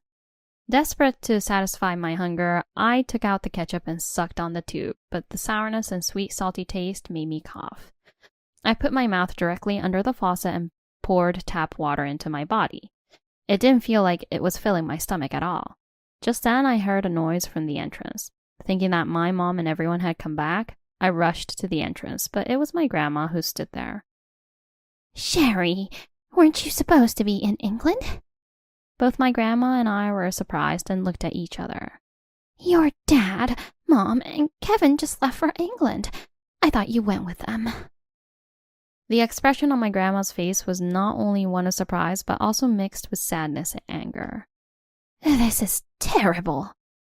With a resolved nod, my grandma said, Sherry, from today, let's live at my house. She smiled kindly and gave me a piggyback ride. Her back was broad and very warm. My name is Sherry Hansen, and I'm in my 20s. I currently live with my grandma, who has weak legs. Going up and down the apartment elevator is hard, but I have never thought of taking care of my grandma as a burden. On the contrary, I feel a debt of gratitude to my grandma that I can never fully repay. If it weren't for my grandma, I would be... My family environment has been complicated since I was young. I was bad at learning words, and even when I became a grade school student, my reading and writing were slower than other kids, not only in language studies, but also in other subjects. My grades were among the lowest. Both of my parents graduated from prestigious universities, and it seemed they resented me for not being academically inclined. Do Mom and Dad hate me? As I muttered to myself, not understanding why my parents hated me, I often fell asleep at night crying. I have an older brother named Kevin, who was 5 years my senior. Unlike me, Kevin had been quick to learn from a young age and always achieved top results in school tests. In school and around the neighborhood, he was called a prodigy, and for my parents, Kevin was a source of pride. My mom always compared me with Kevin and sighed, saying, Because of you, the whole family feels embarrassed. Please don't go outside more than necessary. And with that blunt way of speaking, she clearly showed her displeasure. I'm sorry, Mom. That was all I could do, always apologize. As the day of the test approached, my mom would always say, You'll disturb Kevin, and kick me out of the room, laying a cushion in the hallway for me. You'll sleep here for a while starting today, she told me, but it was during the cold winter and I shook my head in refusal. Seeing that, my dad, with a demonic expression, yelled in agreement with my mom. Don't complain, you useless girl. Be thankful you're not kicked out of the house. At that time, I didn't know the word unreasonable, but I couldn't understand why only I had to suffer like this, and tears of frustration and anger flowed endlessly. My mom's harassment escalated, and eventually she made me kneel in the hallway and said, Eat this. She poured dressing on vegetable peels that were supposed to be thrown away as garbage and made me eat them. Meanwhile, my family enjoyed warm soup in the heated dining room, chatting happily. Hey, did you know Kevin got the top score in his last test? It's just a fluke. Thanks to Dad and Mom sending me to a top-level tutoring center, I can concentrate on my studies. Thank you as always. Don't get cocky. Just because you topped your local elementary school, don't get too proud. You need to aim higher, Kevin. I understand. I will continue to study diligently. After finishing the vegetable peels, I held the empty small plate and asked, Mom, I want some warm soup too. My mom glared at me. Why don't you drink the leftover bathwater? She laughed with my dad and Kevin. Listening to the family's conversation, enduring hunger and cold, I sat on the hallway cushion, hugging my knees, waiting for dawn. In that situation, there appeared one person who became my ally. It was my paternal grandma. She had lived far away, but when she started a handmade class, the house she had lived in was too small, so she moved to a vacant house nearby. When I returned home from school, my grandma beckoned me with a smile. Welcome back. Did you enjoy school? I've prepared some snacks, so have some before you go. As dusk fell, I watched my grandma prepare dinner in the kitchen. When she noticed my gaze, she turned and asked, Sherry, you should go home soon. Isn't your mom preparing dinner waiting for you? I shook my head vigorously. Mom doesn't cook for me. Then what do you usually eat? Vegetable peels? Tap water? My grandma rushed to me and hugged me tightly. From today, you'll eat at my house. Really? Is that okay? Of course. Sherry, you're still growing, so you need to eat a lot and grow big. Thank you, Grandma.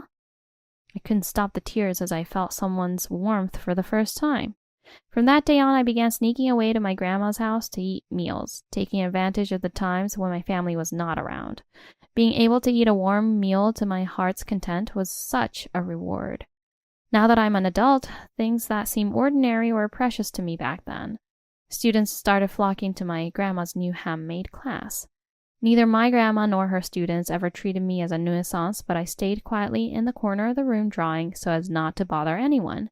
I was terrified of being disliked by my grandma as well. Without her, I would have no place to go at all. During those times, drawing was the only thing that could make me forget the unpleasantness. One day, knowing my situation, my grandma stormed to my parents' house and confronted them. What are you thinking? Not even feeding her properly. Sherry is your child too. But my dad just frowned in annoyance and retreated to his room, leaving my mom to deal with it. She sighed and responded, It's part of a parent's duty to discipline a child for bad grades. Even if you are my mom-in-law, please don't interfere with our parenting. After my grandma left, my parents scolded me harshly. Why did you tell Grandma something like that? I come home tired from work, and this is just annoying. Exactly. You're already incompetent, so don't cause us any more trouble. I'm sorry. With a heavy heart, all I could do was apologize. From tomorrow, stop going to Grandma's house to play. When someone like you walks around the neighborhood, it embarrasses us. They warned me sternly. Feeling down, I walked through the hallway and met my brother Kevin coming out of his room. You have it easy, always playing freely. I have to study hard every day because I'm capable. I took his sarcastic remark to heart and glared back at him, too upset to reply. Then one day, a friend of mine works in an educational institution in England, and when I told him about Kevin, he suggested, why not send him to college here? To a college? But Kevin is still in elementary school. No need to worry. It's a meritocracy over there. Regardless of age, those who can perform are given opportunities. Kevin could easily skip grades. Besides, we can't just keep him in America's lower-level education through middle and high school. It would be like throwing money away. That's true. With Kevin's abilities, he should aim higher for his future. Okay, let's plan to move there as a family soon. Thank you for doing this for me, Dad, Mom. While listening to the discussion about moving abroad, I was overwhelmed with anxiety. Would I just be a burden to my family there? I called out to Kevin as he was about to return to his room. Kevin, should we really go to England? Kevin snorted and said dismissively, That's not something you need to worry about, and retreated to his room. I couldn't understand what Kevin meant by that. Trying to think positively about moving to England was hard, considering how my family had treated me so far. Then one day, when I came home from school and searched the house calling, Mom, Kevin, but I found no sign of my mom and brother. Evening came and they had not returned, nor had my dad. That day at school, my teacher had said something strange. Is your dad and mom coming to pick you up later? The teacher looked puzzled, but I had no idea what she meant and was at a loss for words. What did that mean? Were my parents going to take me somewhere? However, no matter how long I waited, no one from my family came back. I hesitated for a moment before touching the handle of the refrigerator. Normally, I wouldn't even approach the fridge, as my mom would scold me for wasting electricity. My stomach growled loudly, and unable to bear the hunger any longer, I opened the door. Inside, there were only condiments like ketchup and mayonnaise. Anything is fine if it fills me up, I thought, and sucked the ketchup from the tube, but coughed due to the intense sourness and sweet salty flavor. I put my mouth directly under the faucet and poured tap water into my body. It didn't feel like it was filling my stomach at all. Then I heard the door open from the entrance. Mom!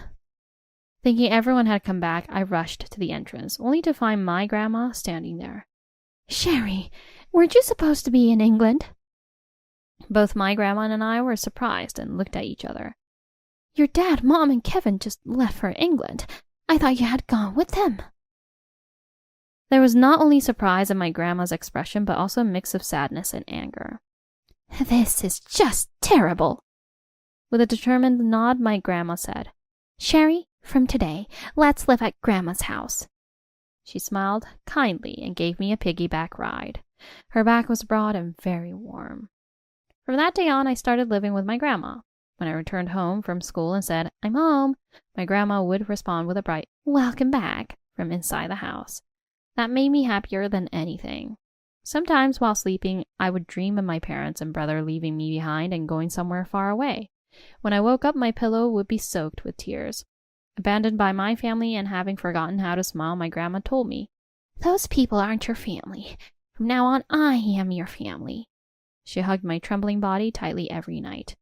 Thanks to her, I stopped having those scary dreams. Thank you for today. My grandma's handmade class was popular and many students gathered there. On that day, I quietly drew pictures in a corner of the room so as not to be in the way. I really wanted to play more with my grandma, but I wasn't in a position to ask too much. If even my grandma started to dislike me, I would truly have nowhere to go. I never wanted to lose family again. After the class and seeing the students off, my grandma smiled widely and said, "Sherry, thanks for waiting. How about we eat some ice cream together?" She took out the ice cream bars she had bought from the fridge and handed one to me. "Grandma, it's delicious." The ice cream bar was sweet and cold, but more than anything, I loved the time spent eating with my grandma. Trying to prolong those moments, I ate my ice cream slowly on purpose, but eventually it melted and dropped on the floor. "I'm sorry, Grandma." Afraid of being disliked, I tensed up and instinctively apologized. If it were my mom next to me, I would have been punished by now. However, my grandma just chuckled and said, "Oh dear," without shouting at me. Instead, she gently stroked my head and said, "Don't be scared. Everyone makes mistakes. Instead, keep smiling, Sherry. I love your smiling face the most." From here on, I slowly began to regain my smile. After dinner, having bathed and getting ready for bed, my grandma would teach me how to read and write every night. "This is written like this. See? And now you try." Following my grandma's example, I tried to write. At first, my writing was crooked or completely backward. "Don't rush. If you practice every day, you'll gradually get better at writing." Her teaching was very clear, and slowly my aversion to words decreased. Within a few years, I could read and write well enough for daily life. "My summer reading assignment got praised by the teacher." "That's wonderful, Sherry." One day, as I quietly drew while watching my grandma's handmade class, a student took a break and approached, peeking over my shoulder at my drawing. "Wow, Sherry, you're good at drawing." At that exclamation, other students gathered around to see my drawing, raising similar cheers. "She can draw this accurately with just a pencil? She might be a genius. Especially the expressions of the people and the lines of the clothes. They're too real, like at a professional level." At that time, I was drawing my beloved grandma. I thought the students were just exaggerating out of consideration for my grandma. I was simply drawing what I saw directly onto my sketch pad. After the class and the students had left, my grandma intently looked at the drawing I had made. "Those people were making a big deal, huh?" I laughed jokingly, but my grandma gave me a serious look. "Not at all. You might have a talent for drawing, Sherry." I was skeptical, saying, "Really?" But I recalled being praised in art class at school, where teachers and classmates had said, "You're amazing." Back then, I thought they were just being kind because I had been abandoned by my family. Indeed, I had no idea how much talent I had in drawing. Am I really drawing that well? "Yes, you are. You have a promising future, Sherry. I know someone who runs an art school. How about you study there?" "Oh, yes, I'd love to." It was my grandma who gave me a clear goal. 12 years have passed since then. "Sherry! Wow, the real deal. We're fans of yours, especially your affection series. The expressions of the people, the warm colors, just looking at them makes us cry." Saying this, a woman much older than I burst into tears and reached out for a handshake. I also exchanged handshakes with the woman and smiled for the camera during the photo shoot, despite my wry smile. "Thank you so much. I'm looking forward to more of your work, Sherry." The gallery was packed every day. I had achieved success as a contemporary realist painter known by the name Sherry. "Miss Hanson, you have a TV appearance scheduled for this evening, so we should start getting ready soon." Understood, but wait a moment. I stopped the manager and looked down. A little girl was desperately reaching out, asking for a handshake. "Thank you. Do you always support me?" The girl smiled, but didn't make a sound. A woman who seemed to be her mom hurried over and picked her up. "I'm sorry, she's not good at talking to people." "It's okay. Don't rush her." I used to struggle with writing myself, but if the family around her watches over her kindly, she'll find something she loves and eventually shine. Thank you. Despite stumbling over the pronunciation, the girl tried her best to express her feelings. You're welcome. As I shook the girl's hand again, her mom hugged her tightly and said with a broad smile, I'm glad. Seeing their interaction, I thought to myself that this child would surely be all right. It's almost time. Prompted by the manager, I began preparing to leave when the entrance of the hall became unusually noisy. Please wait. I can't let people without tickets enter. Looking towards the center of the commotion, I saw a shabbily dressed man and woman. The security guard was desperately trying to stop them, but they pushed past and marched straight towards me. Let go. We're her family. We don't need tickets. That's right. You have no right to stop us. Although they looked completely different from what time had made them, the moment I heard their voices, I felt a chill down my spine. I wanted to run from the place, but my legs were frozen. The man and woman were my dad and mom. It's your dad. You remember, right? Sherry? And your mom. I'm so happy to see you. As the security guards hesitated upon realizing they were my relatives, my parents casually walked up to me. Despite being only in their 40s, they looked much older, easily mistaken for being in their 50s or 60s. You've become so impressive, Sherry. When we saw your face on a huge advertisement in New York, both your mom and I were shocked. We never imagined our daughter would become so famous. I always believed in you. I knew you would make it big someday. I'm so glad we had you.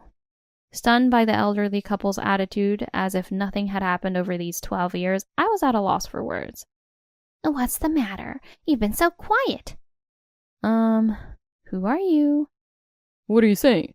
You haven't forgotten, have you? It's your dad. Yes, you must be shy because we appeared so suddenly. You're just surprised, right? That's it, isn't it?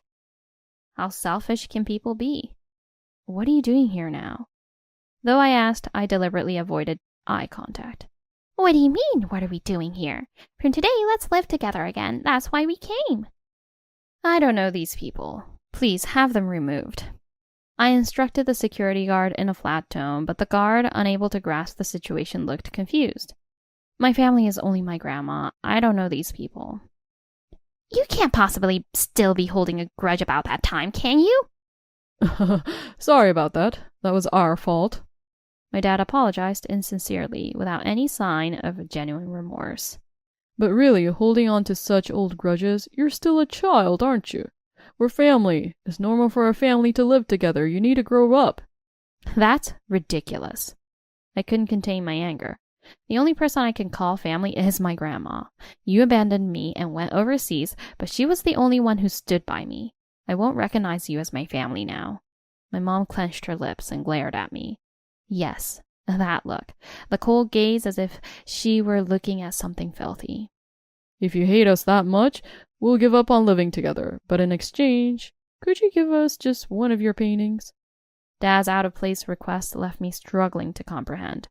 Actually, we're a bit short on money. I heard that your paintings go for $1 million each. Wouldn't it be okay to give us just one? You have your precious son, Kevin. Why don't you ask him for help? I don't pay for you. I will not give you any of my paintings. Don't talk about Kevin. I don't even want to hear that guy's name.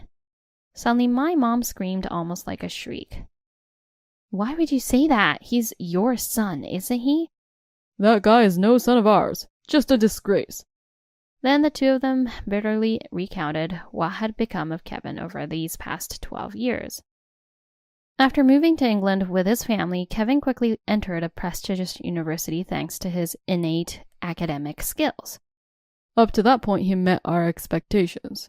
However, not long after that, Kevin lost his motivation to study. He stopped attending university and fell into a rough lifestyle, hanging out with bad company during the day.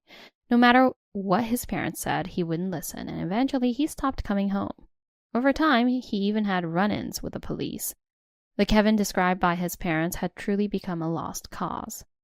Yet, I couldn't help but feel sympathy for Kevin. He must have been another victim of these parents' torment. A few days after my family had left for England, I found a notebook in Kevin's room. It contained his frustrations about being forced to study every day, not being allowed to play with friends.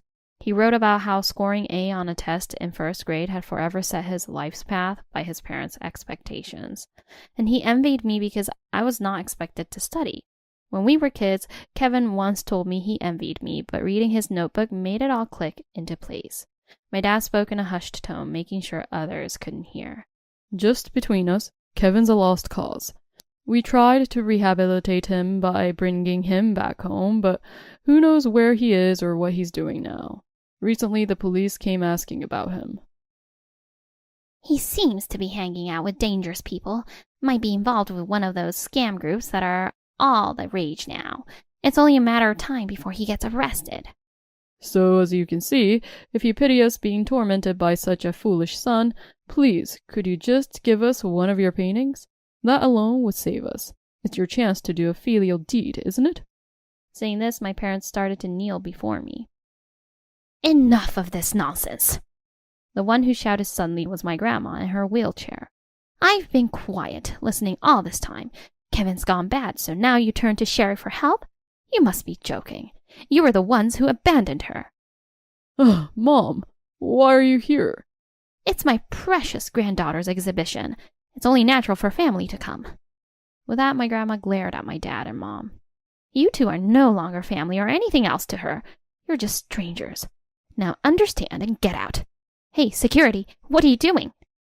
After being scolded by my grandma, the bewildered security guards started to act. Wait a minute, we have our own ideas.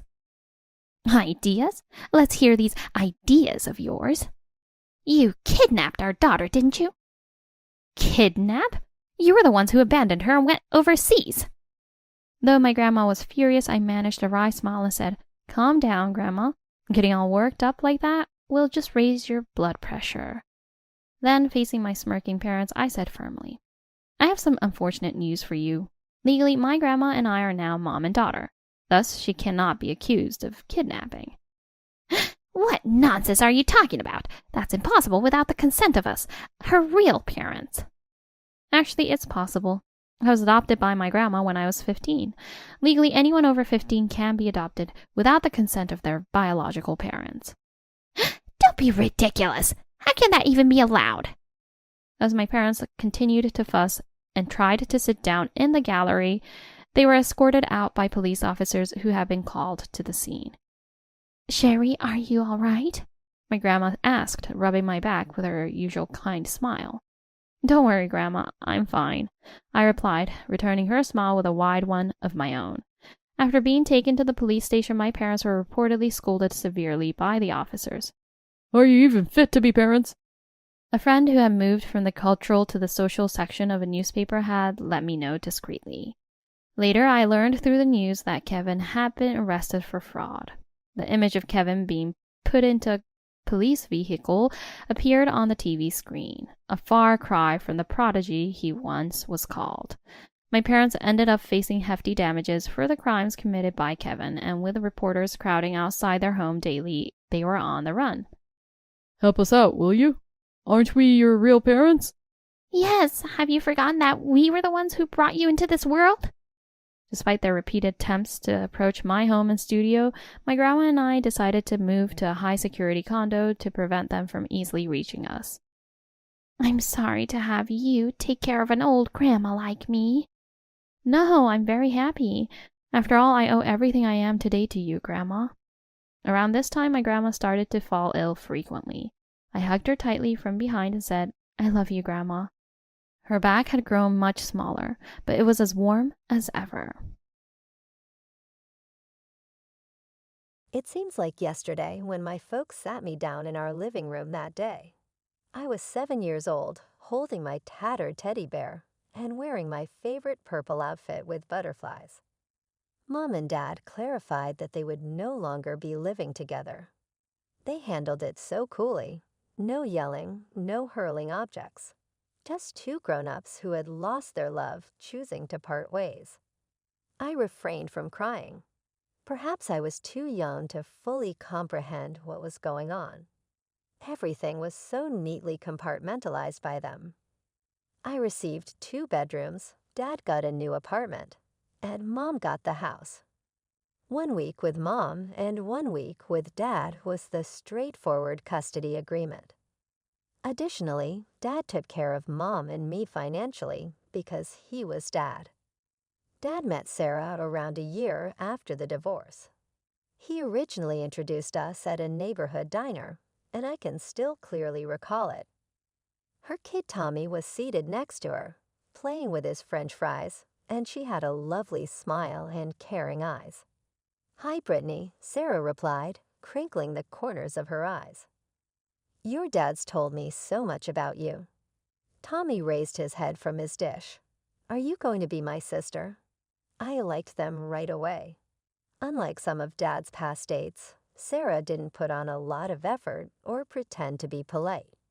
She was simply authentic, and Tommy became the brother I never had, despite being 3 years younger than me. Richard began dating Mom at about the same time. Mom seemed different after he moved in quite soon. She was distracted and constantly touched her stomach when she thought no one was watching. Emily, my half-sister, was born 2 months after they were married in a modest ceremony at City Hall. I recall observing this small pink bundle in Mom's arms while I was standing in the hospital room. Richard was watching both of them, totally engrossed. As I stood in the corner, moving from foot to foot, I had the impression that I was watching the painting of a portrait of my family, one that did not include me. In the same year, Dad and Sarah tied the knot. Their wedding was unique. They ensured that Tommy and I were involved in every aspect. I was even allowed to assist Sarah in choosing her clothing. Dad made particular promises to Tommy and me during the wedding. "Today, I'm not just gaining a wife," he said, his voice thick with emotion. "I'm gaining another child to love, and our 2 amazing kids are gaining a bigger family." That night, as Sarah tucked me into bed at their house, she kissed my forehead and said, "You know, Brittany, I always wanted a daughter. Thank you for letting me be part of your life."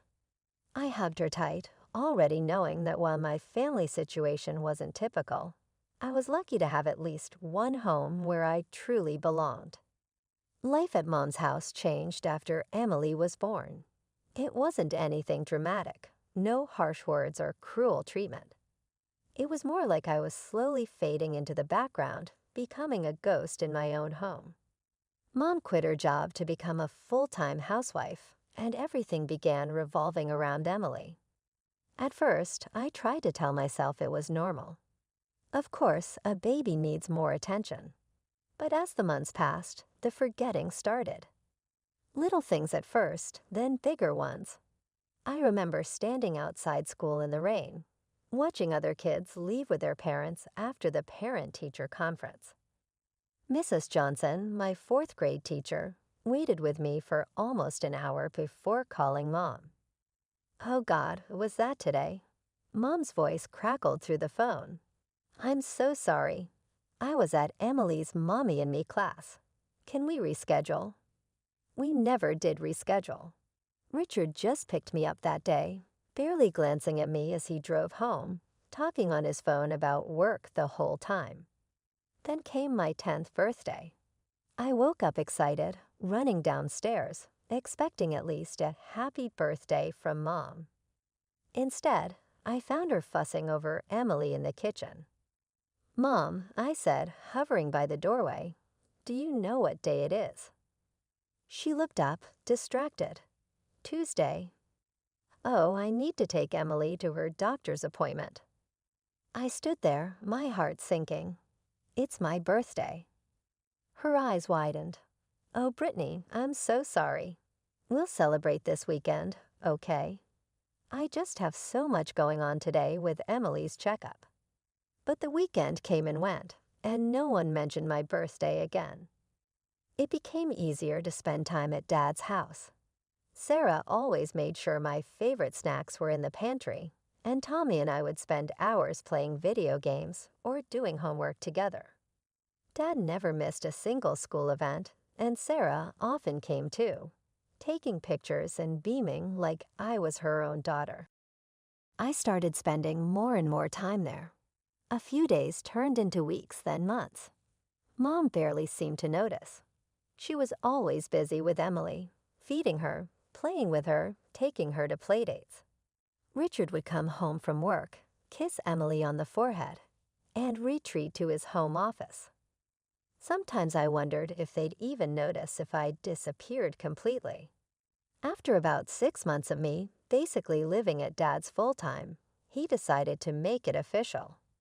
"I called your mom today," he told me one evening. "I think it makes sense for you to live here permanently. You're already here most of the time anyway." And I told her I'd stop the alimony payments since I'm taking care of you full-time now.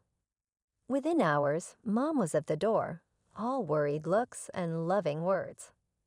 "Sweetie, I've missed you so much," she said, hugging me for the first time in what felt like forever.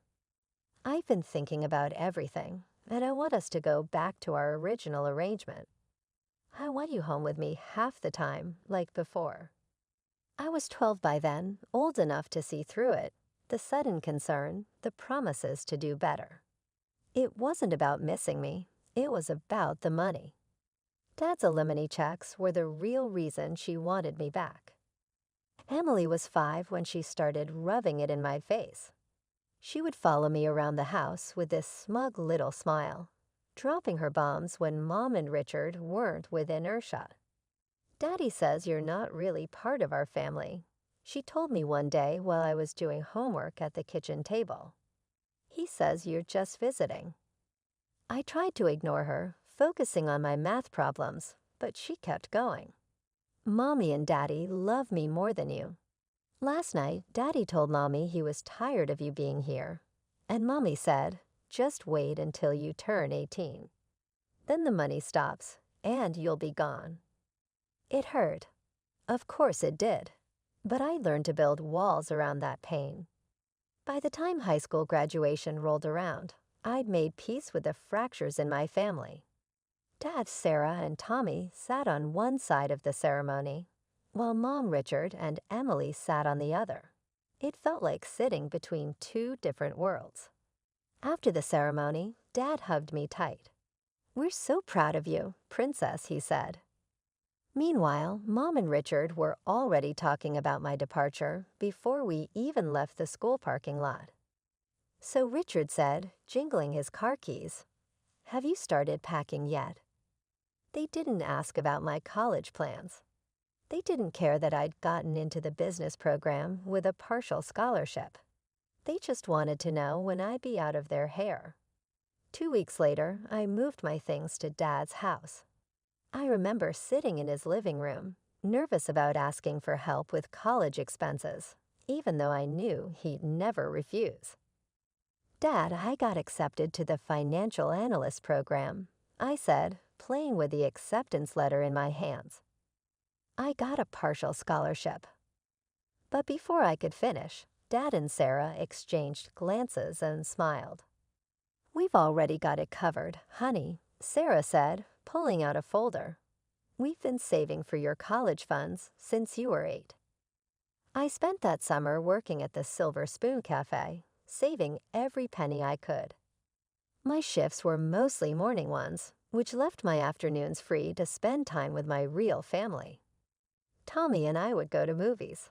Sarah taught me to cook proper meals for when I'd be living in the dorm. And Dad, well, Dad just kept being Dad, always there with advice or a hug when I needed one.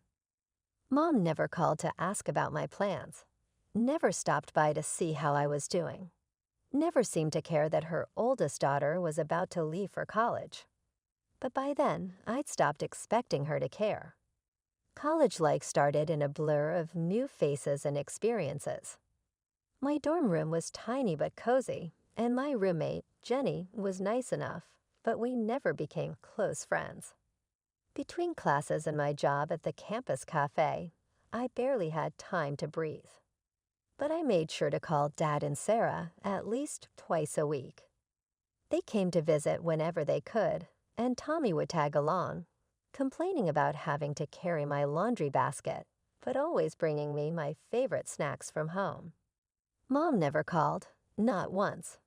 My 19th birthday came and went without even a text message from her. I shouldn't have checked my phone that day. Shouldn't have hoped, but old habits die hard. Later that night, I made the mistake of checking her Facebook page. There they were, dozens of pictures of her perfect family. Mom, Richard, and Emily at the beach. Emily's dance recital, family dinners, holiday celebrations.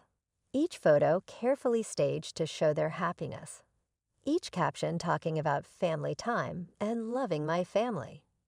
I wasn't in any of them, of course. I'd been cropped out of their family portrait long ago. I threw myself into my studies after that, determined to prove that I didn't need their approval to succeed. The years flew by, and before I knew it, I was walking across the stage to receive my diploma in financial analysis. Dad cheered so loud you'd have thought I'd won an Olympic medal. After graduation, Sarah approached me with an opportunity. Her brother, Mark, ran a successful investment firm in our hometown, and she mentioned my academic achievements to him. The interview with Mark went well. He was professional but warm, reminding me a bit of Sarah in the way he got straight to the point while still making you feel at ease.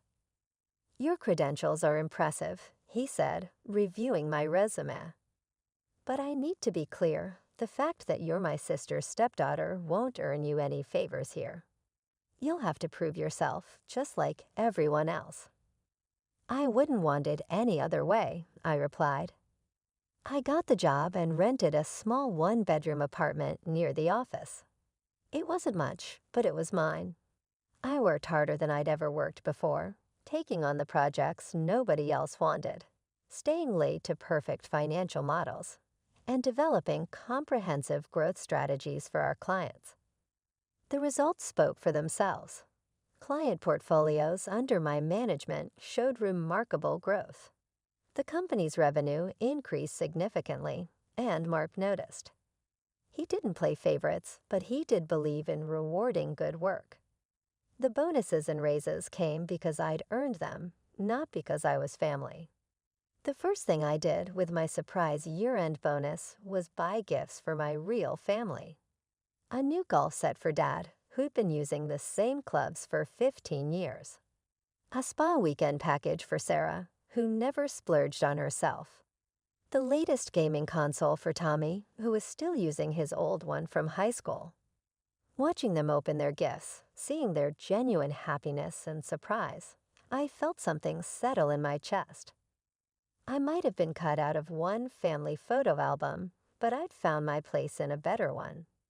After 5 years of hard work, I had a solid plan. Every month, I put away a chunk of my salary into my savings account. I researched the housing market thoroughly, looking for the perfect property. I wanted something modest but comfortable, maybe with a small garden. Most importantly, I wanted to make a substantial down payment to keep the monthly mortgage payments manageable.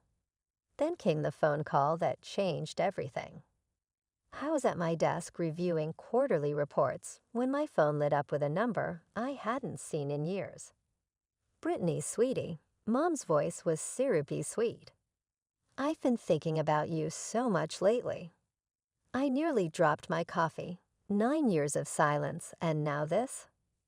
"How are you?" Mom asked. I kept my voice neutral. "Oh, honey, I miss you." "We all do." "Why don't you come over for dinner this weekend? Emily's home from college, and Richard's making his famous pot roast." Curiosity got the better of me. That Saturday, I pulled up to my old house in my new Mercedes.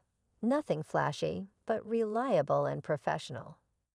Emily answered the door, looking me up and down with poorly concealed interest. "Nice car," she said, by way of greeting.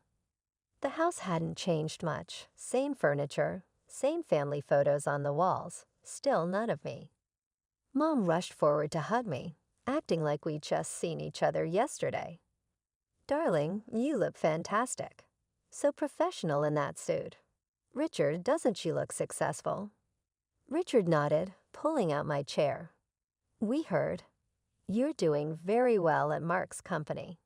The family grapevine says you're one of their top performers. Throughout dinner, they peppered me with questions about my job, my salary, my car. Mom kept mentioning how expensive everything was these days, especially with Emily in college. That's such a beautiful watch, Mom commented, reaching for my wrist. Must have cost a fortune. I smiled politely. It was a birthday gift from Dad and Sarah. Of course it was, she said, her smile tightening slightly. They always did spoil you. That dinner turned into more invitations. Suddenly, Mom wanted to be part of my life again. She'd call regularly, stop by my apartment, unannounced with Emily in tow, invite me to family dinners. Emily would wander around my modest apartment, examining everything with calculating eyes. This place is kind of small, she commented once. I thought you made good money. I kept my responses vague. It suits my needs. Mom would chime in, but surely you're planning to upgrade soon with your salary. I just smiled and changed the subject.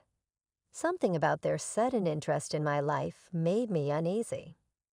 It happened on a Sunday afternoon.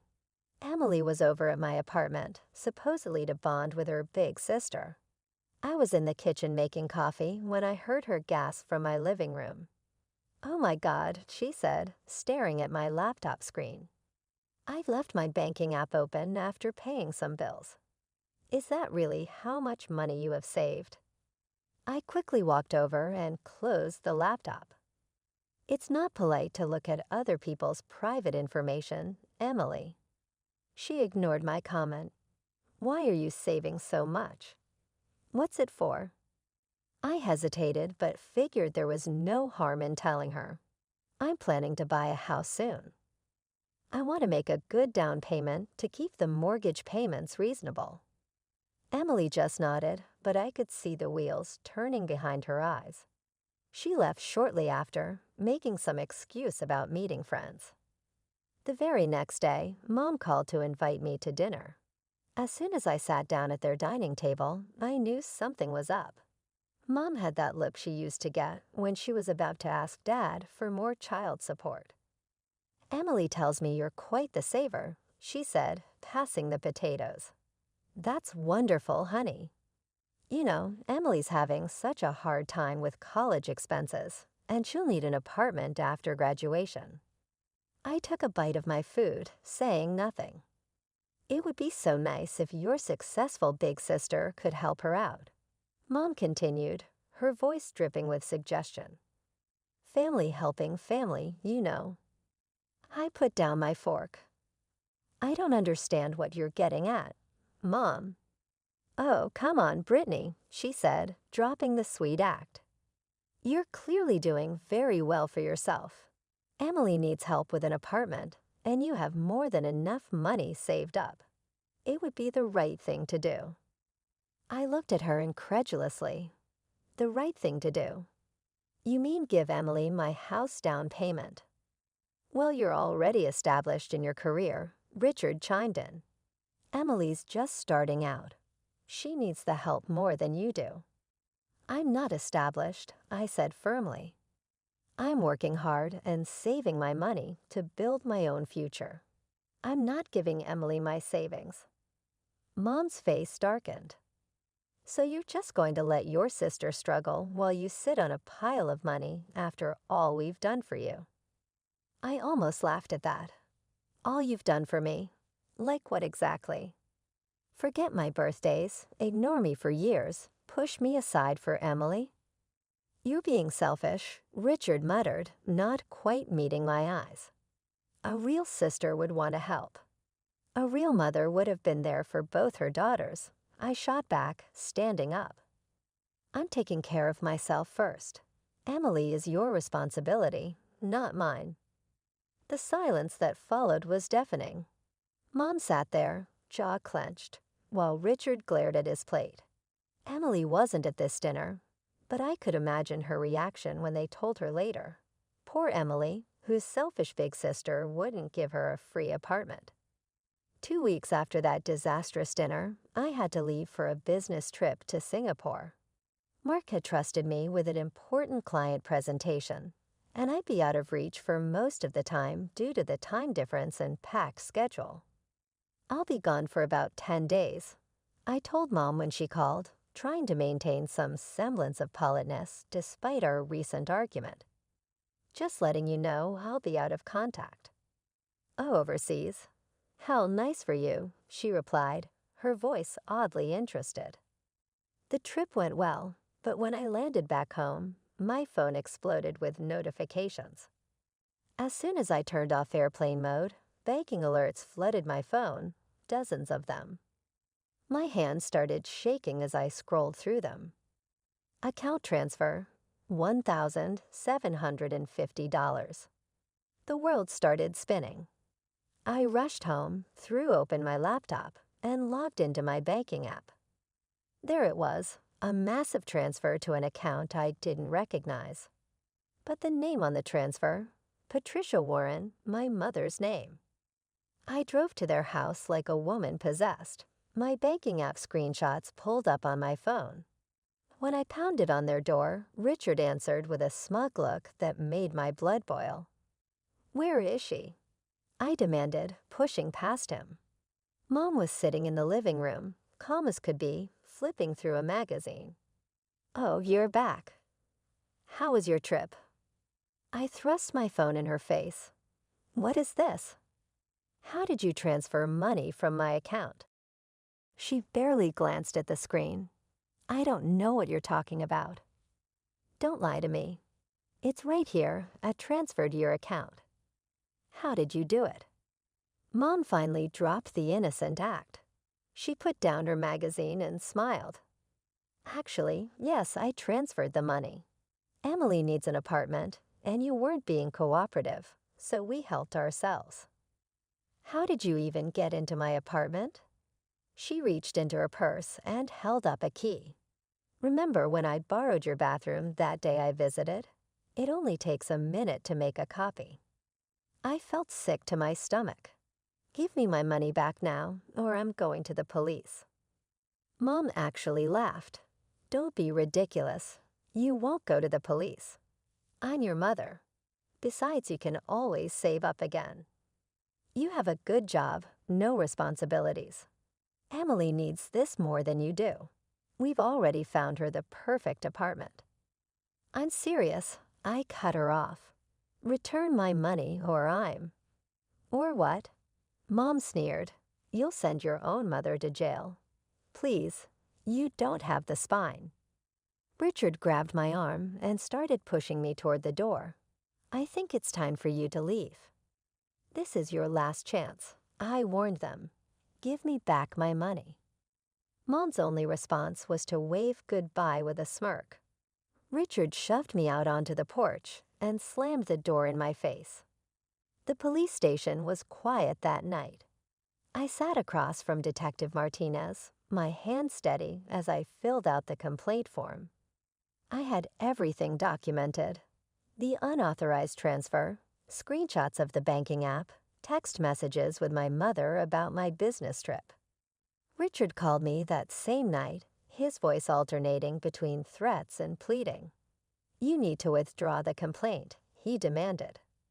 "Do you have any idea what you're doing to your mother? Your mother's crying." I hung up. Let her cry. I'd cried plenty of times over the years because of her. The legal process moved surprisingly quickly.